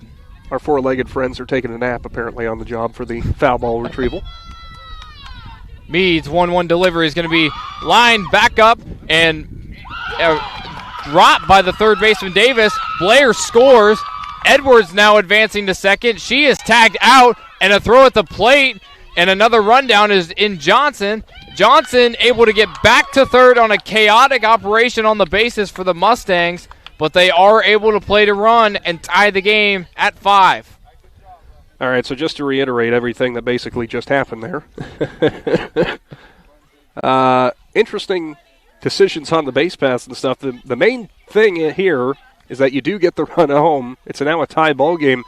You saw some pretty good patience, I guess, for the Cardinals there as they were able to chase everybody back, get Edwards, who was trying to do some heads-up base running to advance on to second, but also a great job by Johnson to get back in there. Petro, knowing her speed, thought she could almost beat out Johnson. It was close over there at third.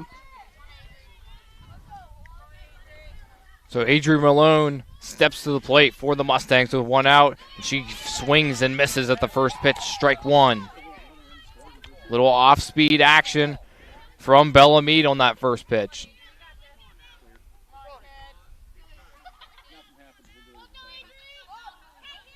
Malone 0 for 2 on the day.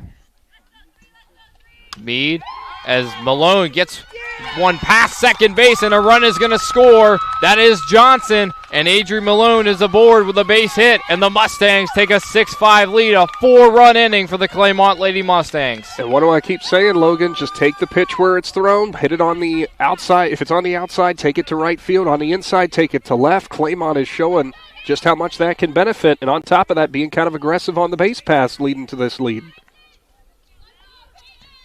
Peyton Lawhon, the third baseman, steps to the plate now with one out here in the bottom of the fourth inning. Meade's first delivery is going to be check swigged and strike one called.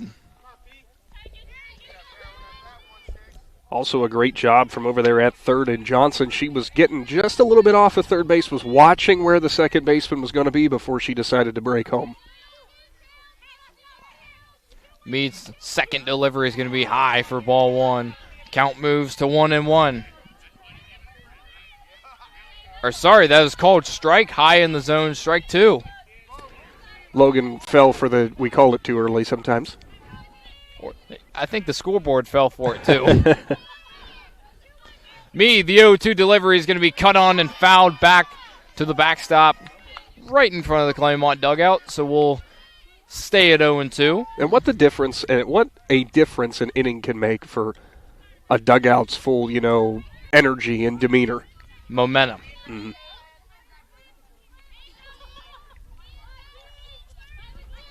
Meade, the 0-2 delivery of one out, and it is going to be fouled down the third base line, and we'll stay at 0-2 again.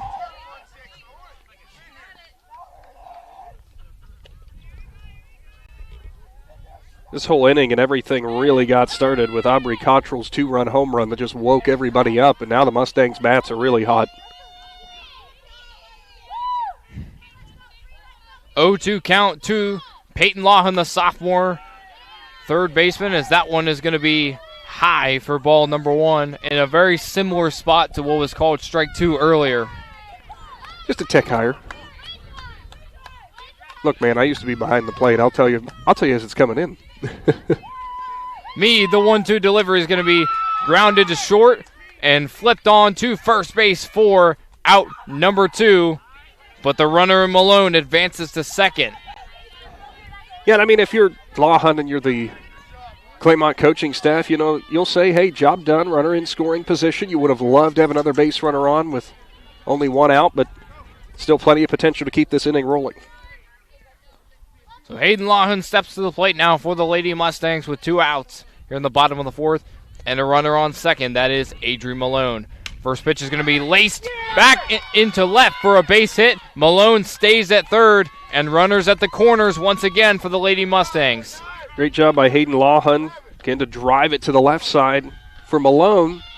That ball was hit hard enough into the left side. She was not even quite to third base yet by the time the throw was coming in. So just because it was such a hard-hit ball that it kept her there with runners at the corners. So Riley Fair with an RBI today steps to the plate now as she's 1 for 2 on the day.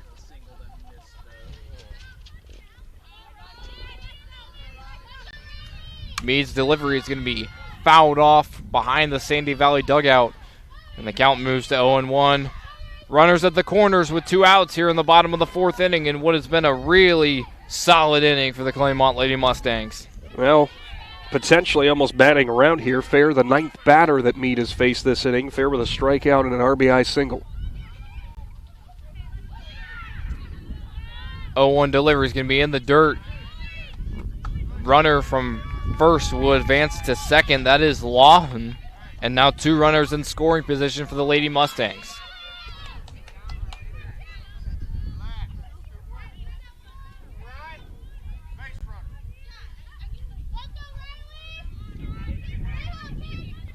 Meade, the 1-1 delivery is going to be high for ball 2.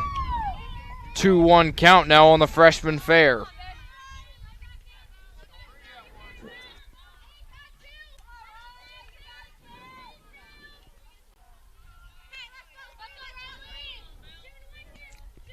Meade, the 2-1 delivery is going to be grounded back to Meade, and she's going to get the 3rd out of the inning. But the Cardinals surrender 4 as the Mustangs take a 6-5 lead heading into the top of the 5th inning. Sandy Valley coming to the plate next. Big Z Sports is back after this. Stepping Stone Crafts and More, located on Macaulay Drive in Uricksville, has everything you need to decorate your home or office for any season throughout the year. Stepping Stone is filled wall-to-wall with handmade crafts, candles, and more. Plus, when the weather gets better, Stepping Stone expands their selection with a variety of outdoor decor. To see all they offer, stop by 1745 Water Street in Uricksville or find Stepping Stone Crafts and More on Facebook.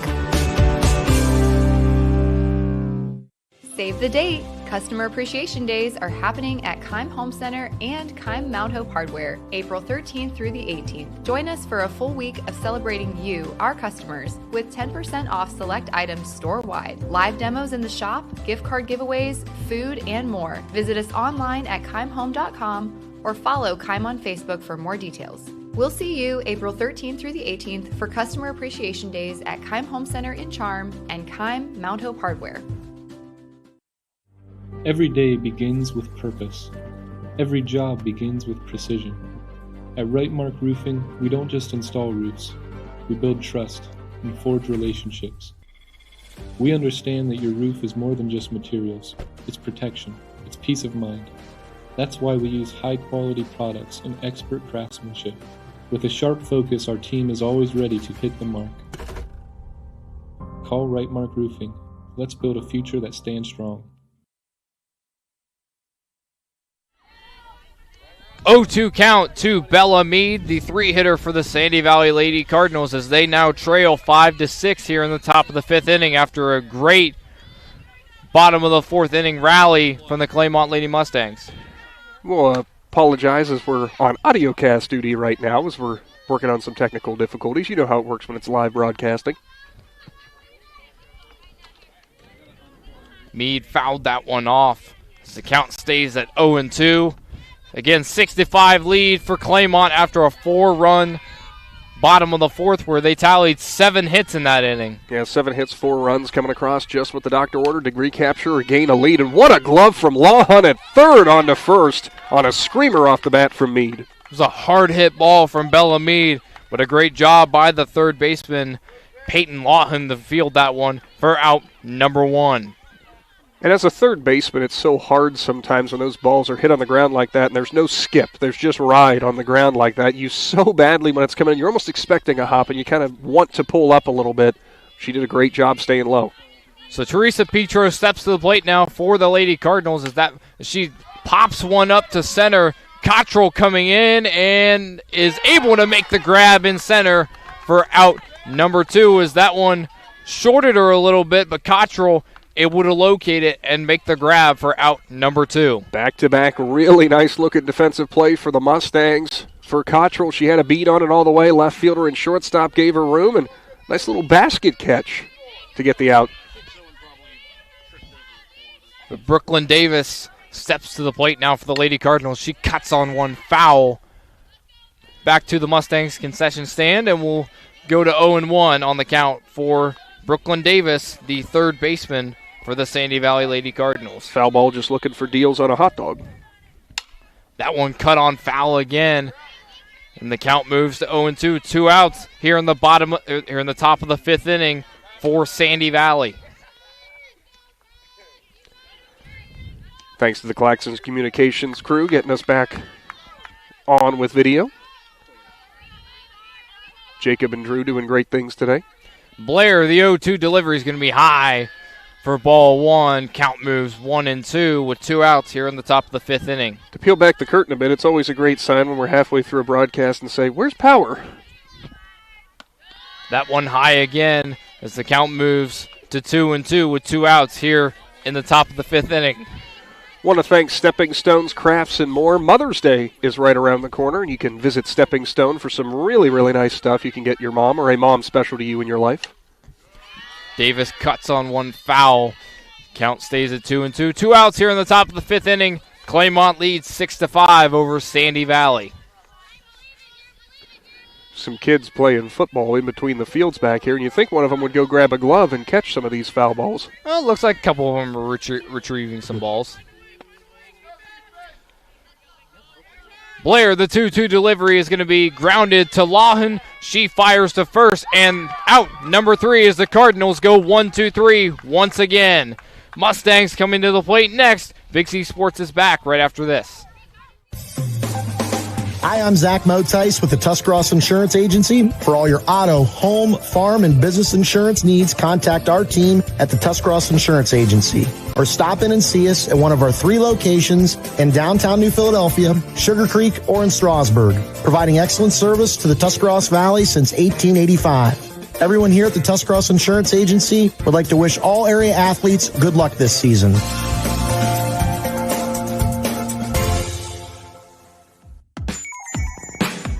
Wood Electric has been trusted with all of your electrical needs for over 30 years. They are the place to call for residential, commercial, and industrial work. Wood Electric is available 24 hours a day and ready to help with any electrical problem, outage, or installation. Wood Electric, serving Tuscarawas County and beyond since 1988. Like Wood Electric on Facebook or find them online at woodelectric.net.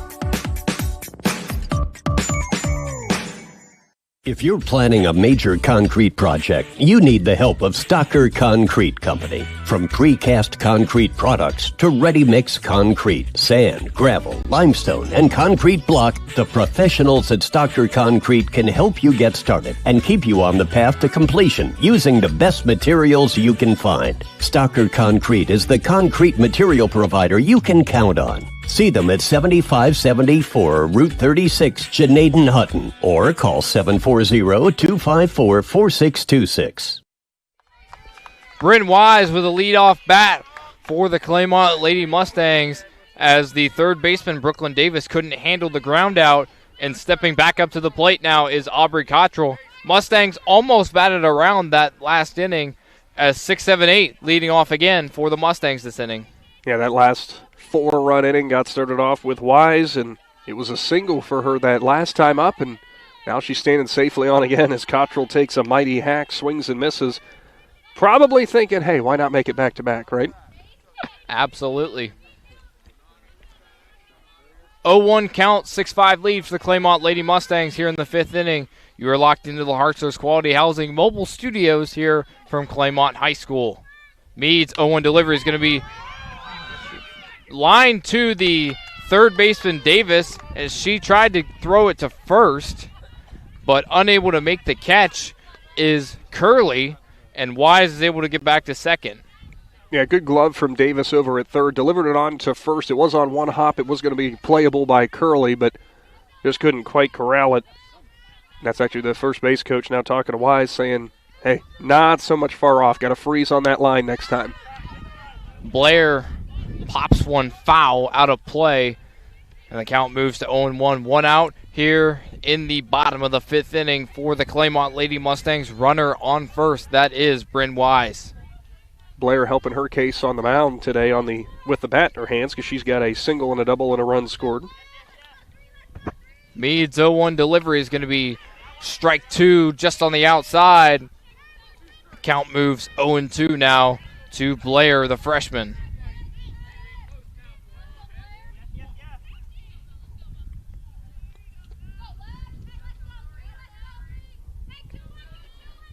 Meade, the 0-2 delivery is going to be swung on and missed for strike 3.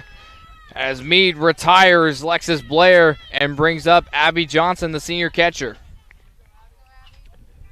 Good change of pace there out of Meade, keeping Blair off balance. Johnson, one of those 4 runs for the Lady Mustangs in that bottom of the 4th inning. Meade, first delivery is going to be low for ball 1. Johnson, another one of those Mustangs that's a multi-sport athlete in various sports for the Claymont Lady Mustangs.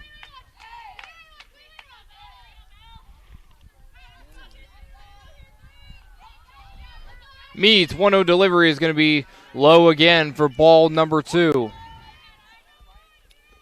Again, 2 outs here in the bottom of the 5th inning and a 6-5 lead for Claymont.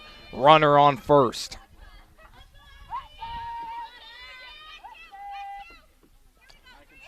Meade, the 0-2 delivery is going to be grounded right in front of Johnson, and a throw to first is safe as Curley pulled her foot off the bag, and Johnson is safe, and Brent Wise advances to second. So runners on first and second for the Claymont Lady Mustangs. I'm not sure if it was actually a pull of the foot at first or a bobble in the glove, I think, from Curley, which I think is what she's talking to Coach Russell about. And actually, that's what Coach Russell was talking about. I think it was honestly a bobble in the glove, Logan, because sometimes a rule that's not horribly well known, if that ball's not secure and kind of knocking around in your glove, that's still not technically considered an out. And I think that's exactly what veteran umpire Bob Glasgow was saying. So, runners on first and second, 6-5 lead for Claymont, 2 outs, as Claymont approaches the top of the order once again.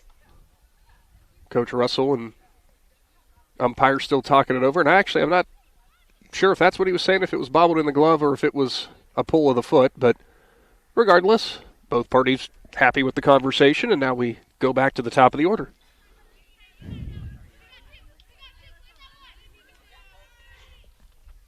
So Ava Edwards steps back to the plate now for the Lady Mustangs with runners on first and second, and another great opportunity for Claymont.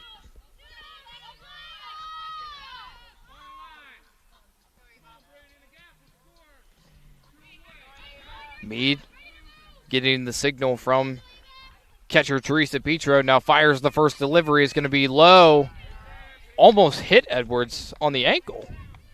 And the count 1-0. Yeah, it would not be a fun one to wear with the temperature. And even without the temperature, if that hits you right on that outside ankle, that just does not feel good. But Edwards, you know she's going to be hunting a base hit. She'll take the base, but she'd rather have put one into play. 1-0 delivery in the dirt as the count moves to 2-0 here with 2 outs. Runners on first and second for the Lady Mustangs, looking for another big inning. Edwards 2 for 3 today, pair of singles.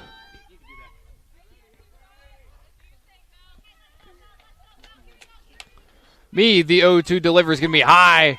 And a nice job by Teresa Petro to not that one get past her as the count moves to 3-0. Then you see the benefits of someone with the height of Petro being behind the plate, being able to get up there and grab those high ones.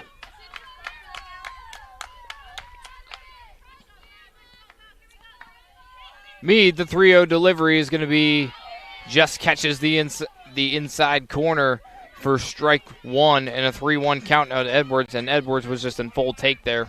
Well, in the up and in location, too, unless you're expecting it. I mean, that's something that you just cannot catch your hands up to, so it's a good location. Meade, the 3-1 delivery is going to be laced back to Meade. Meade drops her glove but fires to first. But did she bobble it? No, she didn't. It's a put out for the Sandy Valley Lady Cardinals as they surrender no runs in the bottom of the 5th inning. As the Cardinals coming back to the plate here in the top of the 6th next with Big Z Sports. Cush Financial Group has been proudly serving the community's financial needs for over 35 years. The team at Cush Financial follows an industry-leading service model with a unique approach and fiduciary responsibilities associated with their board-certified financial planner. With over 75 years of combined experience, the advisors at Cush Financial Group are here to help you achieve your financial goals. Contact their office at 330-308-8700 or visit their website at cushfinancial.com to see about scheduling your free consultation today. Securities and investment advisory services offered through Independence Capital Company Incorporated, member FINRA SIPC. At Harts's Quality Housing, We believe a home is where families grow, memories are made, and futures are built. For 47 years, we've stood by the values that matter most: honesty, trust, and a commitment to our community. Our goal is to provide affordable, reliable housing solutions. We don't just build homes, we invest in the future by supporting local student athletes and the schools that shape tomorrow's leaders. Whether it's on the field or in the classroom, we're proud to stand with our youth and the families who cheer them on.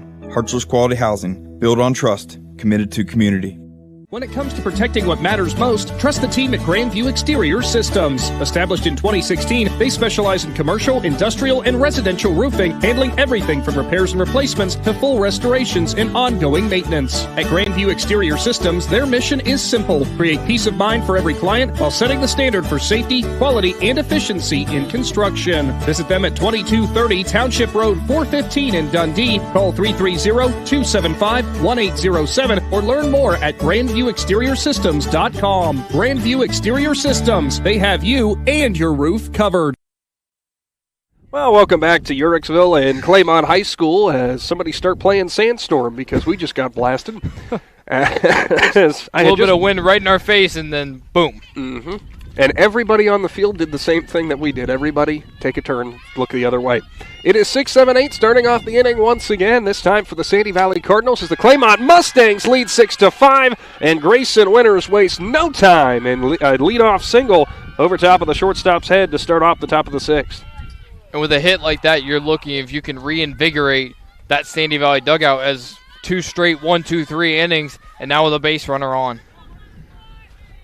So it will be Logan Maley, a 2 RBI single and was hit by a pitch. Now looks to sacrifice and pulls the bat back, but it's a strike regardless. Claymont going a little bit more fast-paced this inning with the pitching. That might just be something they're noticing, something they're trying out, trying to keep Sandy Valley off balance.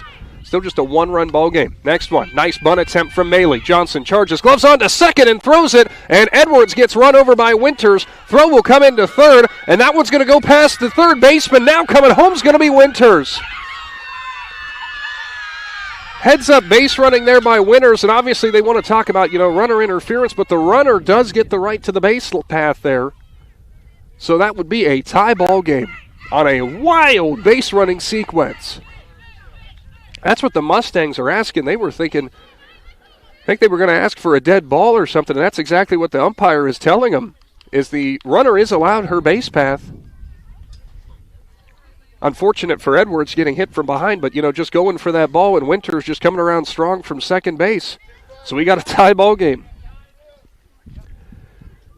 And now it looks like I think Coach Allie Edwards actually wants to talk to the umpire now. So the error from second on the throwdown to Winters has Maley now at second base. We'll see what the conversation is. Now, and this is also something, Logan, you can't, call in the home plate umpire for his opinion because it is the base umpire's discretion on that situation. And Bob Glasgow being a seasoned veteran as he is, there's not many times where he's going to make the right call, and he knows the game. He knows that the base runner has his path, has the right to her path, and I think that's what he's explaining to Coach Allie Edwards right now. As Edwards just walks off with a smile, and Bob Glasgow also laughing. So I think we came to the same conclusion, I'm going to assume. So we got a tie ball game. Nobody gone. Runner in scoring position. Cardinals tie it up at 6 apiece here in the top of the 6th. Brenna Curley in. Grounded out twice so far today.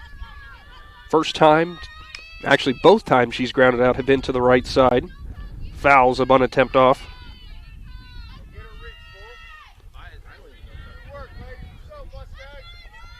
The one that really hurts on that sequence is not just the fact that Edwards couldn't get to the ball. It was the throw from third was coming in, and I think the third baseman couldn't see it, and then it just went in and allowed Winters to walk in home.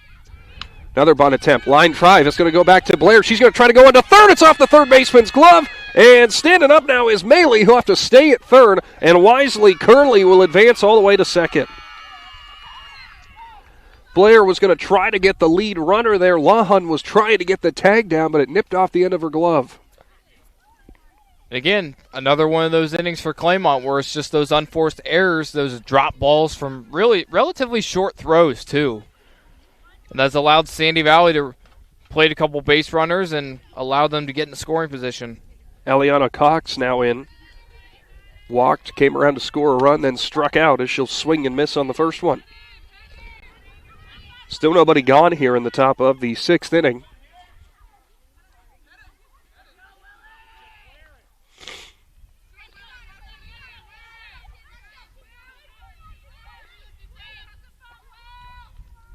Oh, one delivery's there. Johnson tries to throw it down, lost the handle, and the run's going to come home and score.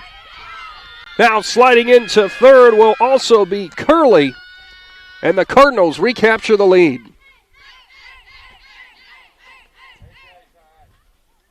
It's one of those plays where Johnson just tried to get too aggressive there and just lost the handle of it. And you could maybe attribute that to the cold a little bit. Well, and also, for Johnson, sometimes when you start gearing up to make that throw and you realize halfway through it's not something you want to do, you can just lose the grip on the ball. The 0-2 to Cox. Strike 3 called on the outside corner away for the first out of the inning. Back to the top of the order as that will bring up Nadia Douglas, who has ground out all 3 times she's been at the plate.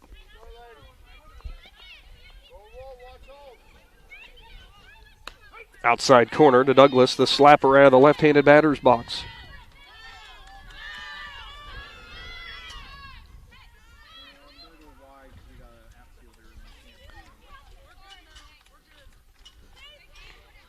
They were trying to get Lucia Mead out into the on-deck circle, and heads up by the Claymont dugout helping out to get time and get her out there. Good sportsmanship again. Swung on and missed from Douglas, now 0-2. No matter how intense the rivalries and stuff get between these league opponents, just like you said earlier in the broadcast, Logan, a lot of respect shared across the IVC. Blair ready, the 0-2. Too low is a good eye from Douglas. And again, it just goes back to most of these athletes and coaches have known each other for a really long while. With playing each other for so long, you get to know them and you get to really know what they're about, too. Next delivery, Douglas laces one down the right side, but it hooks foul. Boy, for just poking the bat out there, it was a sharp one that was hit. Curley still standing on at third. Cardinals have already plated 2. Next one to the left side. Lawhun, gloves from short. On to first, will get the out, but Douglas gets her job done with the sacrifice RBI. Now a 2-run lead for Sandy Valley. Nice heads-up base running there from, I believe that was Curley. That was Curley. Yep. Nice heads-up base running from Curley there on third. Lucia Mead in. Reached on an error. Hit into a fielder's choice, then ground out, and she'll have strike number 1 on her plate, or at the plate now.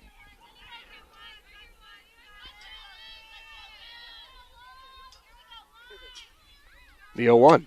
Tapper, right side. Edwards charges, flips on to first, and will get Mead. But Sandy Valley plates 3 and captures the lead. Home half of the 6th on the way. PAC Drilling, a family-owned and operated company since 2005 in Bolivar, takes pride in being an economic oil and gas drilling company. PAC's objective is to contribute to American energy independence through profitable development, operation, and marketing of oil and natural gas wells. PAC also employs operating technicians to oversee each and every well drilled to maximize its productivity and longevity. Contact PAC Drilling at pacdrilling.com. If there's a new driver in the house, the East Central Ohio Educational Service Center is ready to help them hit the road with confidence. Through the Drive to Succeed Scholarship, eligible Ohio teens under 21 may qualify for funding to cover driver education, making it easier to get started. With flexible online learning and in-car training options, ECO ESC Driver Services helps students build skills for the road and beyond. Don't wait. Start driving toward your future today. To learn more or apply, visit drivetasucceed.org or contact Trudy Lewis at trudy.lewis@ecoesc.org. Hi, this is Jan McInturf. The past 30 years, the residents in and around the Tuscarawas County have made the call to the realtors and staff of McInturf Realty for buying and selling of residential and commercial properties. We truly live in a great community, and in all of those communities, there is nothing better than high school sports. For myself and all the agents and staff at McInturf Realty, we would like to wish all the area athletes good luck this season. And make the call to McInturf Realty, 330-364-SOLD, or find us online at McInturfRealty.net. Your Hartzler's Quality Housing Mobile Studio, a pair of great games brewing. This one, the softball showdown, sees Sandy Valley leading Claymont 8-6 as the Mustangs are at the plate. With I keep saying it wrong, don't I, Logan? Adri Malone. Adri Malone, I don't know why I'm saying that. Hey, the Mustangs over on the baseball diamond leading the Cardinals 2-1. So a pair of really good games ongoing. Bottom of the sixth inning, Mustangs going to look for another rally and run here. Swung on, popped up, right side. Second baseman will grab it with no problem for out number one. So the pop-up for Malone will now bring up Peyton Lawhon. Maley handled that one with no issue. Lawhon has ground out, singled, and then hit into a fielder's choice.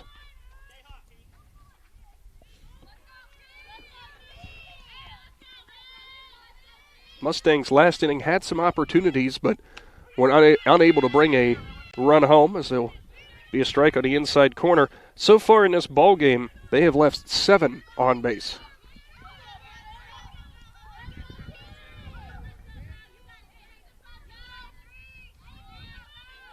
Next delivery way and away to Lawhon.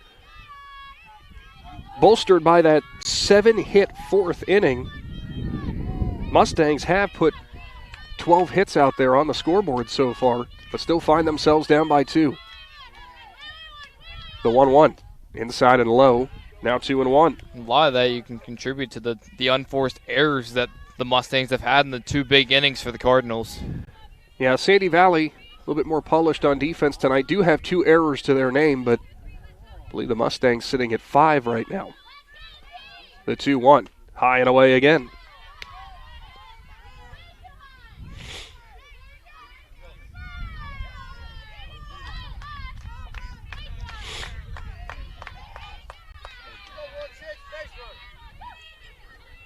Meade ready. She'll rock and deal. Swung on, popped up, left side, third baseman charging in. Davis with a diving grab down the third base line. What a job by Brooklyn Davis, who stuck with it all the way and grabs out number 2. Up next will be Hayden Lawhon, the shortstop for the Mustangs. And you know, Davis got up and acted like that was normal. Her infield was really pumped up for her, and no one more pumped up than Bellamide on the mound. It was such a great play there from Davis there at third. And that's the epitome of selling your body out for the team. Inside corner, just tails too far inside. Petro tried to pull it back into frame. Sun's starting to set a little bit more here from Uricksville. A little bit more of a chill in the air.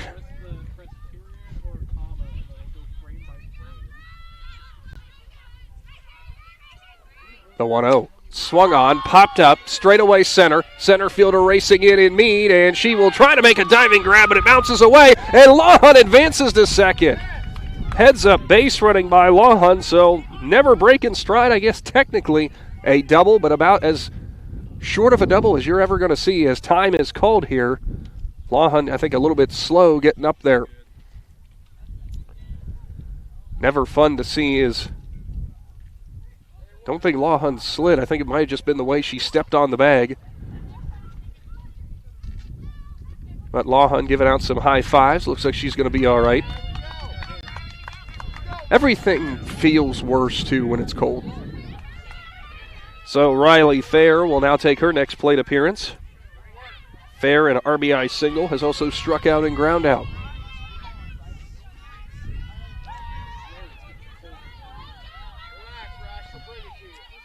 The wind's starting to pick back up a little bit here. Much to our chagrin. Inside and low to Fair. This was a game in the early goings. Sandy Valley jumped out early.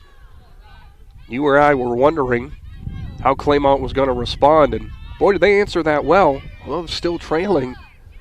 Mustangs have been matching the Cardinals blow for blow. Ground ball to Douglas, kind of bobbles it a little bit, throws on to first, and it's high and away. Going home is going to be Logan. Advancing on to second is fair. It was not a smart play there from the shortstop, Nadia Douglas, as she could have just tagged Logan there, and they would have been out of the inning.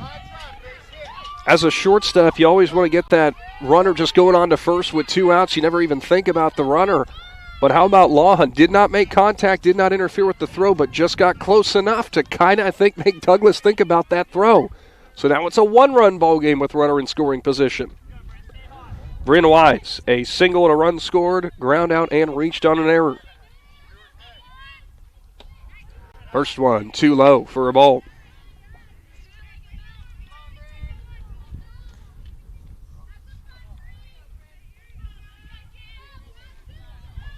How about Logan 2 breaking home? No hesitation, especially with 2 outs. Not a bad choice.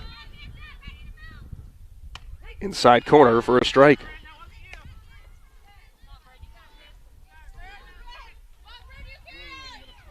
Looks like the Claymont game might have gone final because looks like the Mustangs baseball team now making their way over here to cheer on the Lady Mustangs.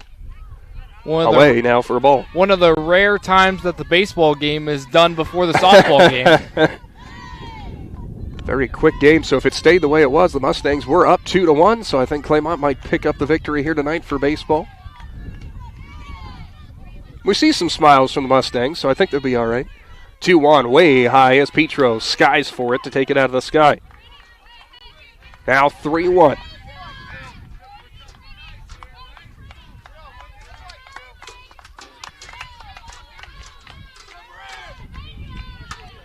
Wise digs back in. Meade gets ready. 3-1 delivery. Cut on and missed as Wise went underneath it.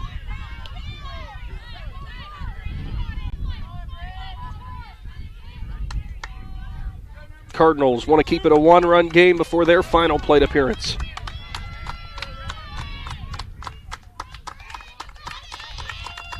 Mustangs looking for the tie or more. The 3-2.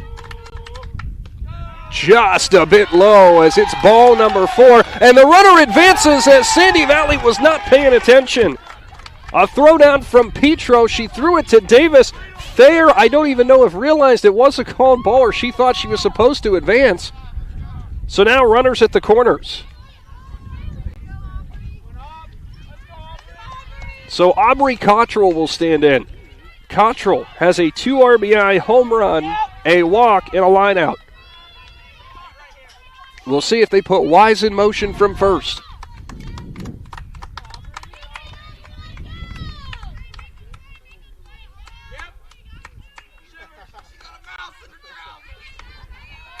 Meade ready. Will rock and deal. Inside corner, draws it in on Cottrell for ball number 1. You can hear the employment of the Claymont baseball team now.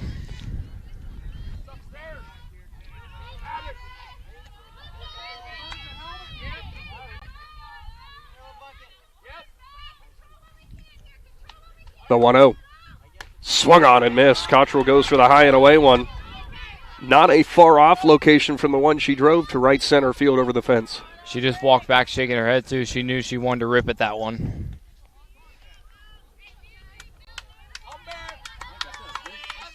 Meads 1-1. Too low, but Cottrell goes after it. Douglas charges, kind of bobbles it, throws on to first, and it is in time. The Cardinals work out of it and keep a 1-run lead on to the 7th inning with Big Z Sports. Every game begins with a spark. Athletes stepping onto the court, families filling the stands, and communities coming together. At Needenthal & Company, their belief is that this spirit is what makes our communities such special places to live and grow. To all athletes in Tuscarawas, Holmes, Wayne, and Stark counties, your dedication inspires us all. Keep pushing, keep believing, and know your communities are behind you every step of the way. Needenthal & Company wishes all athletes competing the best of luck this season. The T-County Boxing Academy is excited to announce the return of their youth boxing for 2026. Registration is now open for interested boys and girls ages 7 to 15. Classes will run Mondays, Wednesdays, and Fridays from 6:30 to 7:30 p.m. T-County Boxing gives you the option of paying for the classes monthly or per visit, whichever works best for you. To learn more about youth training and all that the T-County Boxing Academy offers, find them on Facebook. The Tuscarawas County dairy farmers want you to know that low-fat chocolate milk is a great choice for student athletes and hard workers. It provides the nutrition needed after practices, games, or a hard day at work, and it tastes great. Low-fat chocolate milk is packed with carbohydrates for energy, proteins to repair muscles, fluids to rehydrate, plus vitamins and minerals to help build strong bones and bodies. It's the official beverage of the Ohio High School Athletic Association. Tuscarawas County dairy farmers. Farms, family, food. Start of the 7th inning as Bellamede stands in, sees ball number 1. 8-7 ball game. Cardinals want some more insurance runs as Meade takes a mighty hack and fouls it back off of Johnson. It's now 1-1. That foul cut coming right back in front of us. Claymont baseball team adding some extra background noise for the rest of the way out.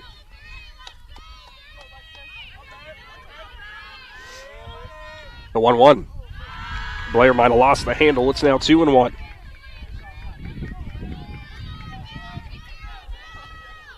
Mustangs picking up the 2-1 victory on the baseball diamond. Blair's next one swung on and missed. Now 2-2.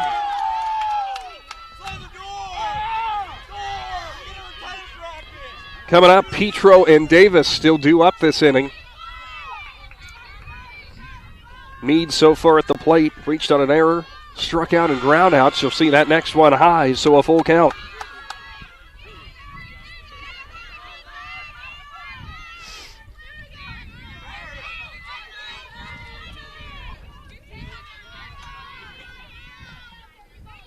Blair's 3-2. Swung on, skied to center field. Cottrell coming in for it, looks up and will make the grab for out number 1. That'll bring up Teresa Petro, a single and a run scored, a ground out and a fly out for her. Meade gave it a ride, but just too far under it. Be really key here for Blair to really get through this heart of the order here for the Cardinals. Getting a little colder over there, Logan? Just a little bit. First delivery to Petro off the end of the bat, foul to the right side. I've even got the more layers on, and I'm still freezing. Oh, just like I told you when we were off the air, I've got more layers on my skeleton than you do, so it evens out. Petro, they've pretty much exclusively thrown to her on the outside corner of the plate today. 1, there it is again. Tapper back up the middle. Blair gloves the lefty on to first for a quick out, number 2. That'll bring up Brooklyn Davis, who has struck out twice and ground out.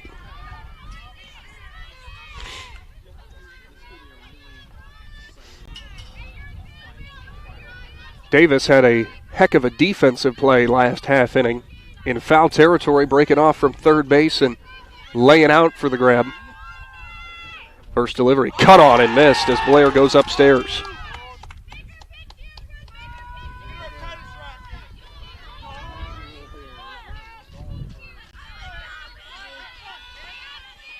Oh, 1 delivery, tries the outside corner but misses away.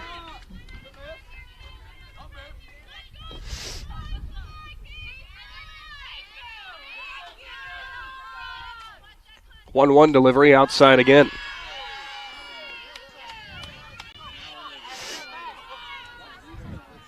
Special thanks to our presenting sponsors, the Tuscarawas Insurance Agency, Right Mark Roofing, and the Kime Company for their season-long sponsorship all season long here with Big Z Sports. Is that one in the dirt for ball 3. Also want to thank Ron's Heating and Cooling and Stepping Stone Crafts and More for their continued support.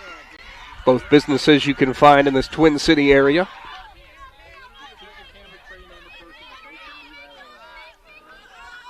Blair's 3-1.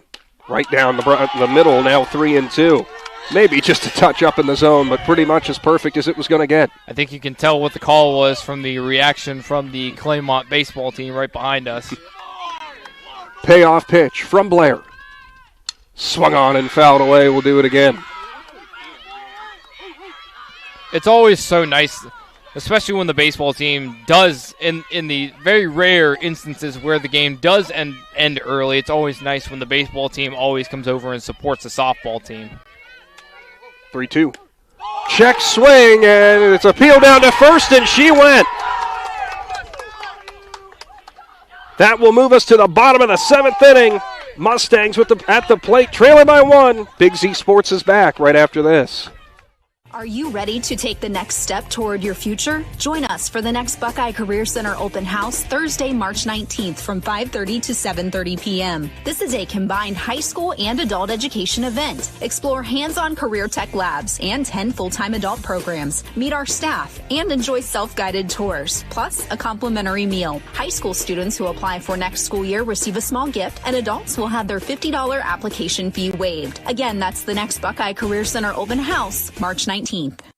Are you ready to make a difference in a young person's life? Big Brothers Big Sisters of East Central Ohio has 88 children waiting for a mentor. As a mentor, you will spend as little as 4 hours a month with your little, guiding them, listening, and helping them discover their full potential. Your time and your kindness can change the course of their future. By becoming a Big, you're not just volunteering, you're defending the potential of a child, giving them an opportunity to dream big and reach higher. Visit www.bigs4kids.com to sign up and help us make sure that no child has to wait. Big Brothers Big Sisters of East Central Ohio. Defend the potential and become a Big today. It is the bottom of the 7th inning. The Claymont Mustangs at the plate, trailing by 1. 8-9-1 coming up to the plate. It has been a fun back-and-forth battle. Sandy Valley opened up the game with a 4-0 lead, kind of kept that lead until the Mustangs rallied for a massive 4th inning as they plated 4 with 7 hits. They find themselves down by 1. With Lexus Blair at the plate. Line drive into the glove of Nadia Douglas. A diving move to her left side and somehow gloves it for out number 1. Who is fired up at shortstop. What a play from Douglas there at short. That was a hard hit ball. Up next will be Abby Johnson. Douglas sticking the glove out there and grabbing what was a screamer back towards her. Johnson struck out her first time up and has delivered back-to-back singles since then. We'll see the first one at the knees at the corner for a called strike.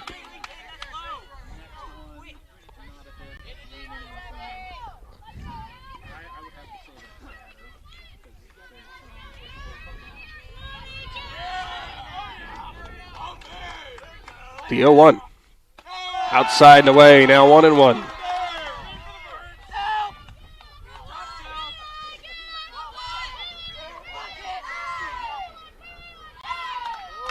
Meade takes a deep breath, trying to hang on for another win this year. 1-1. Swung on and fouled off the hands of Johnson. That one had to hurt off the bat. Well, depends on how good of a grip you got on there. And you're going to know whether or not you should be working on your grip on the handle if how bad that one rattled.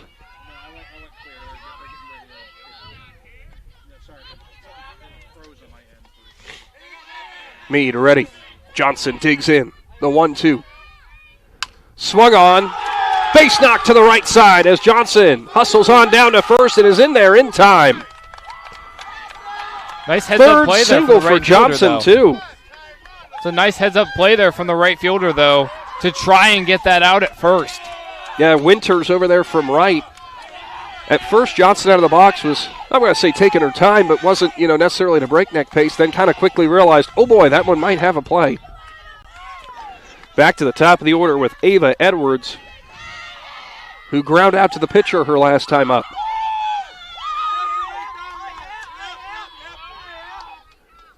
High and tight as Edwards leans out of the way.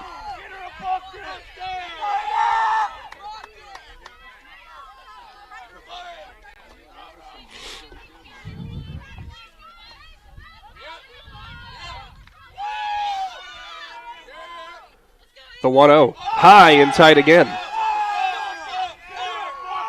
Meade trying to work that inside, just going a little too high right now.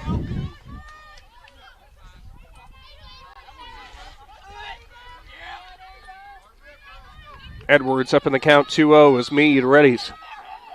She'll kick and deal. Swung on, Tapper, right side, second baseman, and Maley on to Douglas at short, on to first, not in time, but the fielder's choice does get the lead runner. And now, Claymont down to their final out. Great play by Maley. Nice heads-up play there from Maley, the second baseman. Able to flip it on to second. Just Edwards with a little bit too much speed there.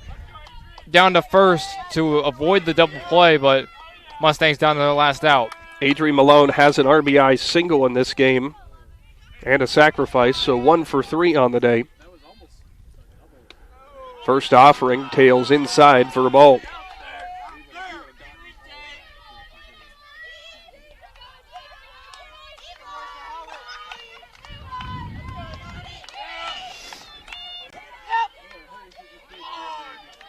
Meads 1-0.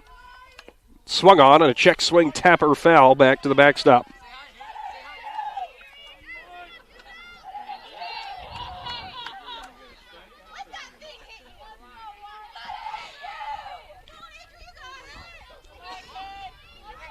Meade still trying to keep some heat in that hand.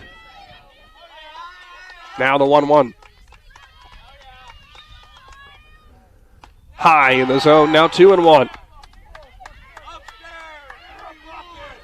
Really, from top to bottom, Claymont has had production from pretty much every part of their order. But again, Sandy Valley, a similar situation, helping give them that 1-run lead. The 2-1, swung on, foul to the right side. Now the Mustangs down to their final strike.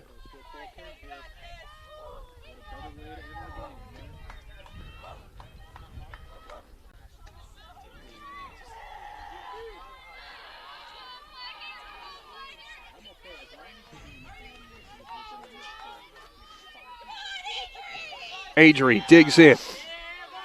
Meade gets the call from Petro.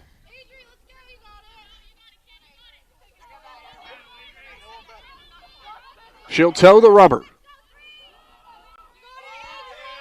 2-2. Swung on, Tapper, right back up the middle. Petro gloves, fires onto first, and the throw is wide. All the way to the fence on the right side. Edwards was going to be waved home. Now she'll hold up halfway through and dive back in. 2 runners in scoring position. Peyton Lawhun coming to the plate. That ball was mere inches away from tapping the plate, and that one almost being foul. Lawhun, she has a single, ground out, hit into a fielder's choice, and a pop out. Base hit could win it here for the Mustangs.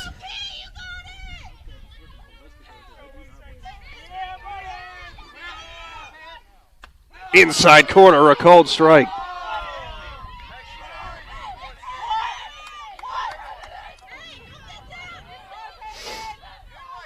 Meade, when she can locate that inside corner, man, is she hard to hit. Jams you as a batter. The 0-1. High, and now 1-1.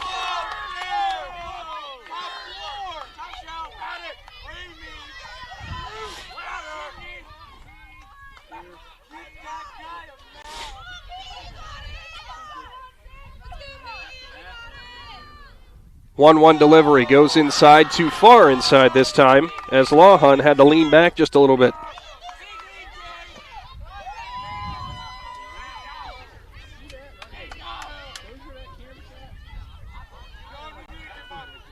Hitters count for Peyton Lawhun. Meads 2-1.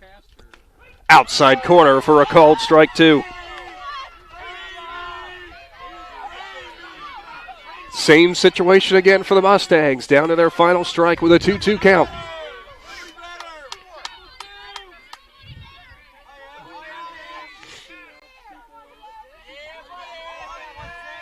Meade delivers.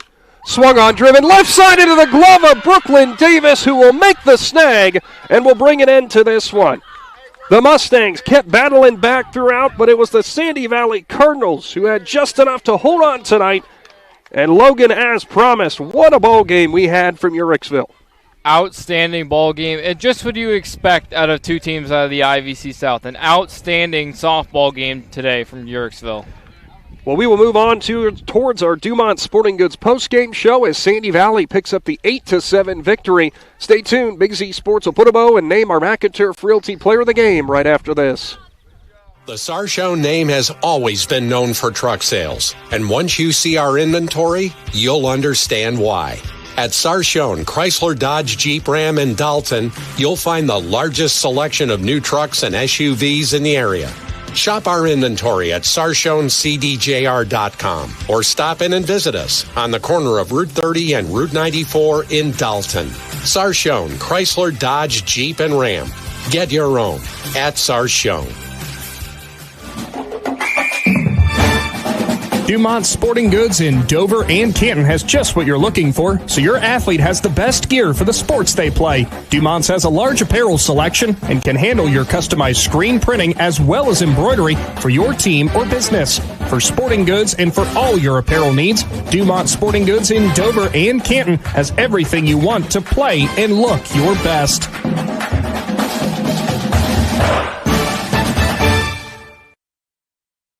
Quickly moving on to the Dumont Sporting Goods postgame show because we're going to be honest.